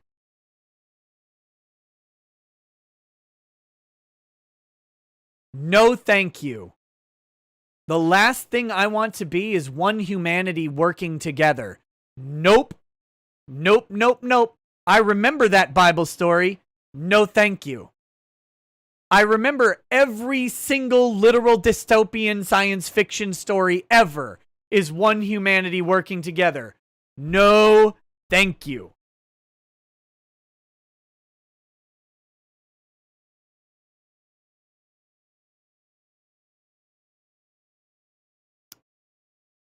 These are the people who run the world. All right. The globalists. These are the vampire transdimensional monster rapists. All right, let's read the chats and then we'll call it a night. Crusader Saracen says, Democrats in about 20 minutes. The future is in your hands. No hands, no vote. Oh, wait, that was yesterday. Mario Carter 13 says, at this point, fence sitting is just vertical pegging. It must be difficult getting such a long, hard stick out of your ass. Knight of OPEC says, the government has an army. They would put bullets in these people. Presumably, there would be little scuffle, and then they'd install different heads of those entities. If they even sent an email about a shutdown, the government would respond instantly. Knight of OPEC, I really don't think that would happen. Mario Carter 13 says, hey, girl, want to get namaste back at my cardboard box? Quoting Jack. Malik Foxon says, wait, Movie Bob raid? WTF, Cinema Robert, the Movie Bob. Never get why y'all follow him and his weird takes, but cool, welcome. You should tell Rackets what Movie Bob thinks is a small meal at McDonald's. Cabby Boo says, whoa, we're taking shots. Let me get my Johnny Walker Blue Label Scotch blended whiskey. Johnny Blue, nice choice. Malik Foxon says, how many people have said death to Trump and are still on Twitter, Facebook, Google, and their posts not deleted? Also, double standard much, clutching pearls when Amazon's lawyers are doxxed, when Republicans were doxxed for daring not to certify. Ugh. Mario Carter 13 says, Amazon, we have nothing to do with Twitter. Also, Amazon, you weren't terminated. You were permanently suspended, just like Twitter. Yeah, exactly. They do it the same way. Malik Foxon says, I'm so sick of these are unprecedented times, so we're acting like dictators or speech. Then they start talking about coming together to join the hive mind. The Bible story he's talking about, by the way, is the Tower of Babel. It's the reason why languages are different. Joseph Kerwin says, one humanity working together sounds like Nietzsche's Last Man. Kirit says, dystopian science fact, you mean? By 2030, we'll be living in 1984. You think once America is commie, it will spill into other countries? Oh, yeah, of course. I mean, that's what the fight against communism was afraid of, was it's spilling into countries from China and Vietnam. Dark Sykes SC, welcome to the channel. Thank you for joining. Joined before the show. Much appreciated. The Asterisk says, Coast to Coast AM has a YouTube channel, but YouTube totally isn't suppressing speech, just concerned about conspiracy theories. Got to work now. Have a good night. This is Coast to Coast AM with George Norrie. I love that guy. Flandre Scarlett says, hey, Jack, aren't you J.C. Denton and Deus Ex was a video game? Or you aren't J.C. Denton and Deus Ex was a video game. Literally everyone says, classes started today. Whiskey recommendations. Well, I don't know your budget, man. But Whistlepig Farm Stock Rye runs about $60, is great. Basil Hayden's is fantastic at around $40. Basil Hayden's bourbon. I would prefer it to the rye. Otherwise, if you want to go Scotch, a cheaper Scotch, a Glenlivet 12. Actually, Bachman's blended Scotch is really, really pretty good. Or wait, is it Buchanan's or Bachman's? Shoot. I don't know. It's in a little green bottle. And apparently Mexican people drink it. According to my Mexican barber. It's not me saying it, it's him. I really like a Bowmore 15-year Darkest. and Lagavulin 16. Perpetuous Augustus says, would you defend a Parler Fed poster? If they're in my jurisdiction, sure. Angry Baneling says, who cut your hair? I know it can't be the feminist haircut, dude. Same guy, because your sides are still unshaved. Which angel did us this favor? Bless him, her. It's the same guy. I just told him to leave some length. Padre Speak says, please make a BitChute channel to recite Francis E. Deck rant letters. How many dollar dues will this take? I am serious as that haircut. Classical Positioning says, what kind of sacred legal incantations can we cast to prevent our guns from being taken away going into the future? Also, you should churn out courses on that kind of thing for viewers. That courses I've kind of toyed with before. They get really tough because it's hard to distill like entire semesters of law school into a video that people want to watch. But the legal incantations to prevent guns being taken away going into the future, hang heavy on that Second Amendment and hope that the lawyers fighting against red flag laws are successful. Andrew War Snowboard says, I have lots of free time in February to do that cancel culture stream with EVS. Let me know what works for you. Noxu Cow says, Nick, my white brother, update on the Vic case. There isn't one. There is no update. We're waiting for the Court of Appeals to issue their opinion. Shortround says, nice flag. Do you keep it around for the thickness? Yes. Yes. This is the big boy. This is a big boy. Let's see. Cars in Depth says, did you see Wall Street Journal save the Constitution from big tech, arguing that tech giants have status as state actors and thus subject to the First Amendment? I haven't seen that. I assume that's an opinion piece. And it's an argument that's coming. Track Media Only says, yeah, I didn't know that for a while, and then he started talking about something I did know about, and it became obvious. I don't know what you're referring to there.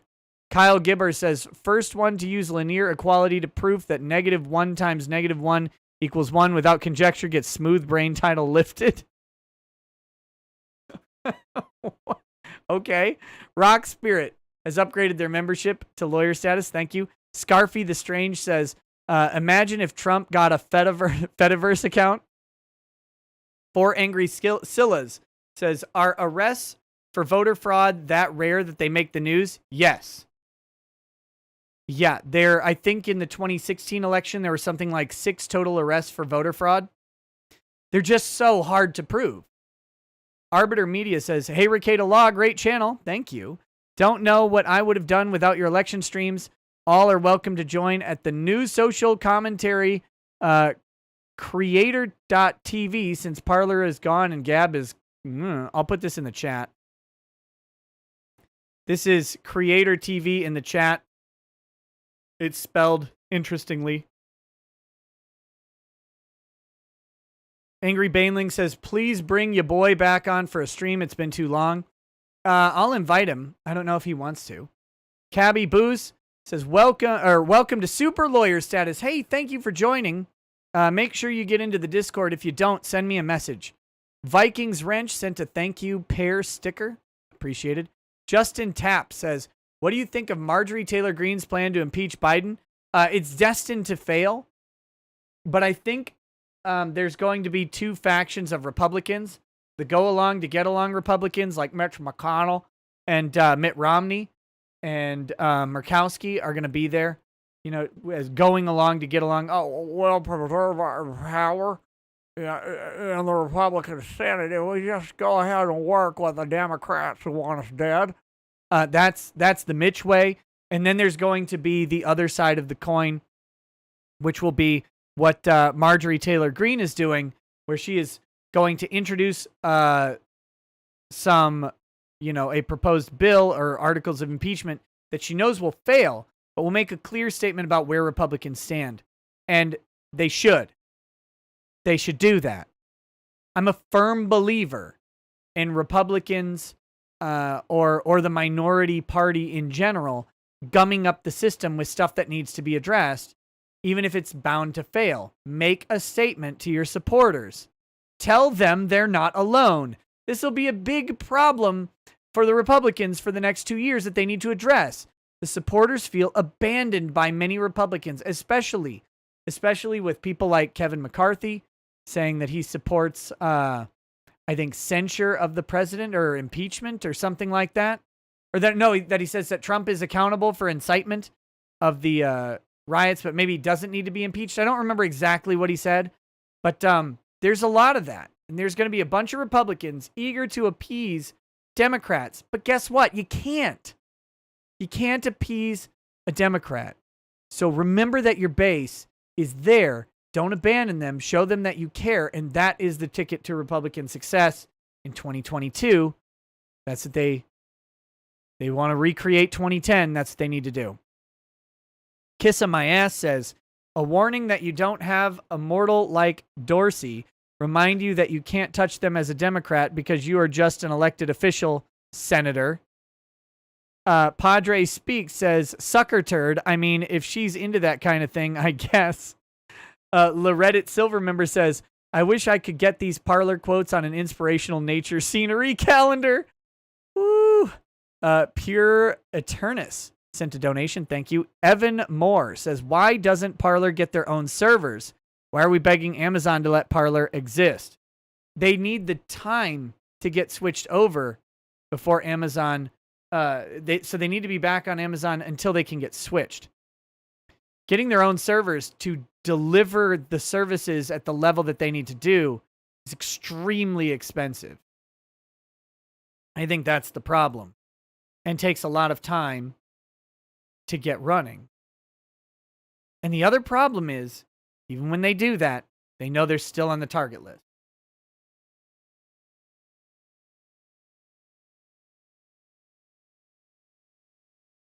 The other thing is the servers that they buy won't scale. Like they'll buy servers, but the rate they were growing, they can't buy enough. Because they'll have to scale up their services as they go. Wendy Okupa says, I loved the jab at Jamie, missed the mark, Marky. You're welcome. Amateur Ant says, remember what South Park did to the delivery drivers for Amazon? We should do that. Everyone buy a Bane mask. The Pounder says, thank you for covering this, dude. My pleasure. Star Anderson says, is Amazon liable for the hack of multiple terabytes of metadata? I don't know. I've heard that was a fake news story, so I don't know. I don't know about that. General Zod says, can all companies discriminate against conservatives because the left supremacists run social media and banks? I mean, they can. Yeah. They kind of can. It sucks.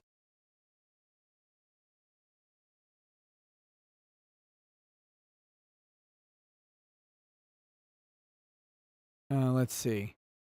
We've got... Padre Speak says, it has been reported that Kushner convinced POTUS not to move to Parler. Damn. Cold, Jared. Cold. Talix001 says, do you think a company is going to do something like this and conservatives will stop using it, causing enough money damage that stockholders start suing? What, Amazon? No. No, I don't think there would be a big enough boycott. I don't think you could organize a big enough boycott to reasonably damage Amazon. Truckin' Bear says, House Joint Resolution 14 to abolish the Electoral College was introduced. Text is in your DMs. Oh, thank you. Christopher Ellis says, I have a question. If a court rules it doesn't have jurisdiction like Maricopa Superior Court did in December, how can they then today postpone a ruling for 2 weeks like they did today? I don't know. I'm not familiar with the case. I'll have to look into it. I'm sorry. I wish I knew the details off the top of my head, but I don't. Talix001 says, if our 401ks have Twitter stock in them, can we sue for the loss? If not, why not? Twitter just put our retirement at risk. I mean, Twitter technically lost, like they took like a 6% hit. So it's not the biggest thing ever. No. You probably cannot sue for the loss there. Maybe.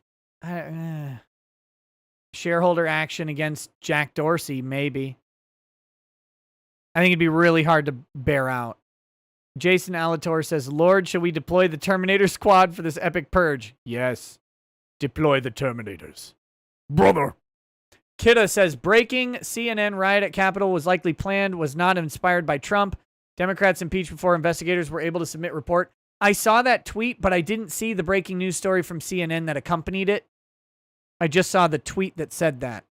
So I'm kind of waiting to see where CNN actually goes through that. World War Wit says, could court enforcement of 230 in a way that violates First Amendment violate 18 U.S.C. 242, deprivation of rights under the color of law? Probably not. Probably not. Especially the way they recognize the right. The Dark Lord, because you still have the right to speak, just not on Twitter, for example. The Dark Lord X says, eventually there will be so many exiled dissidents that building our own everything will be feasible, or foreign banks will take the Trump supporters. Right now, remember that if you're on the MasterCard match list, foreign banks won't take you either. Nobody will. CJ says, what about shutting down an ILOCA or whatever? Oh, like an IOLTA account? Would that allow a law firm to go whole hog on a banking group? I'd love to see something like that. Possibly. I wouldn't go after a law firm's money, generally speaking. Don't get between a law firm and their client's money. But they could try. Casbinus says, imagine paper manufacturers in the 1980s refusing to supply product to newspapers with the wrong political views. Oh, man, if only that would have happened. But with my idea of the wrong political views. Talbot Link says, Jack is using CCP public announcement language. No joke. I read that crap regularly. Freaky. Yeah. Master Blaster says, listening to Jack's tweets literally made me throw up in my mouth a little. Peter Pete says, what do you think about Twitter complaining about Uganda banning them and censoring because they interfered with the election there? I think it's my pinned tweet right now. Let's see. Can I go? I just want to go to. Oh, it was my pinned tweet earlier. I changed it to the current one with Jack. Talbot Link says, by the way, Movie Bob Wade was the RGE crew arriving. Oh, there you go. But no, I found Twitter complaining about the Uganda ban hilarious because that's exactly what they do is restrict access to information. And then they're like, it's not fair that they restricted our access. Yeah. AGK says, anyone still under the illusion that communism is a more humanist economic system, please watch The Killing Fields, I urge you. DCV Titan says, use the spell rat-a-tat-tat, Fed go splat. I'm not familiar with that spell. Perfect Kakistocracy says, just make vid showing us how to file suit against the state. Turn us loose to flood the U.S. with pro se nuisance lawsuits against every state. I can't do that. I can't give generalized advice on how to file pro se suits. It would be, oddly enough, a breach of my ethical obligations because it could put people into real financial risk. World War Wit says, is having the means to meaningful participation politically an unenumerated fundamental right? It hasn't been recognized as such to my knowledge. It's a good question. It's a good argument that it's couched in the 9th Amendment. And Jeg says, think it's possible to argue big tech is a cartel? Yes. I don't know that you'd win, but it's possible. And Axe Power says, hey, Nick, have you heard about Twitter complaining about censorship of Twitter by Uganda? Lol, here's the link. Yes.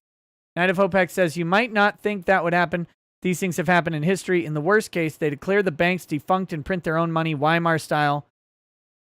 The courtesies that would prevent this no longer exist. We're in a failed society. We'll see. We'll see. But that's not going to happen because the banks won't need to defund Congress or the government because right now the government supports the deplatforming of their enemies. And the government is one direction. And I don't mean the boy band. I mean the much worse Democrat Party occupied currently by leftists.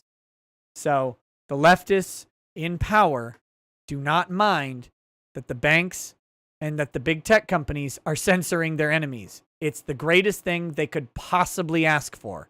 It's the biggest gift and it's the biggest risk to the republic that exists, in my opinion. Noxukau says, could world leaders fear Twitter in the future? World leaders fear Twitter now. So yes. Robert Hubert says, House Bill 163 passed today.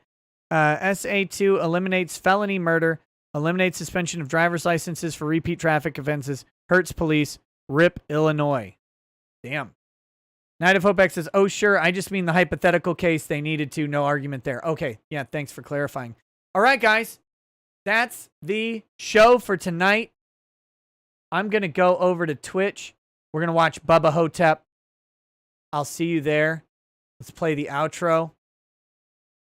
Thanks for hanging out. I really do appreciate it. Tell your friends. This is a fun place if they're up late at night. Come hang out. Get some legal injections into your veins or your mouth or whatever. And then we'll keep talking. All right, guys. Talk to you soon. Peace. Peace.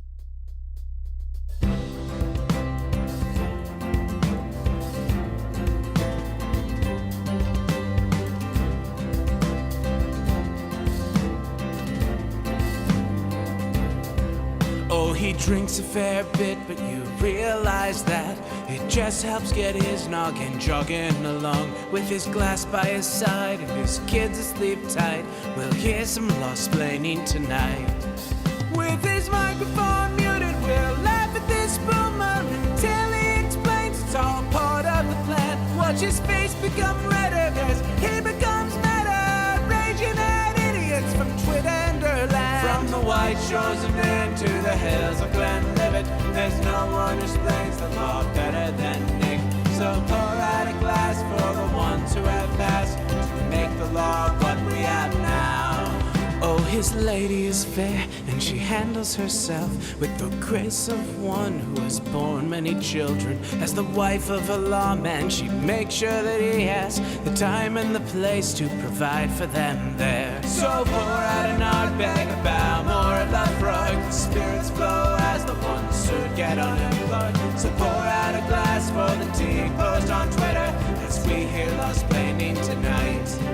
From the white shores of Nam to the hills of Glenlivet, there's no one who explains the law better than Nick. So pour out a glass for the ones who have passed to make the law what we have now. Oh, the guests are all planet folks, from Doug T to Drexel. They bring their perspective and spice to the mix. But the reason we're here and the one that we cheer is the one who is showcasing us his career.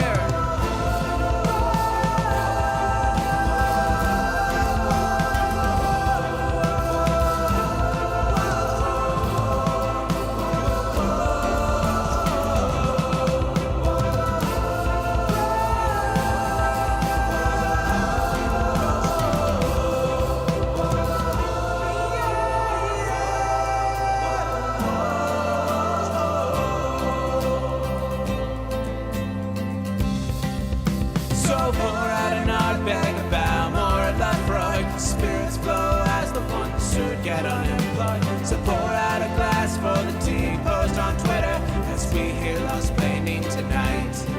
From the white shores of Nam to the hills of Glenlivet, there's no one who explains the law better than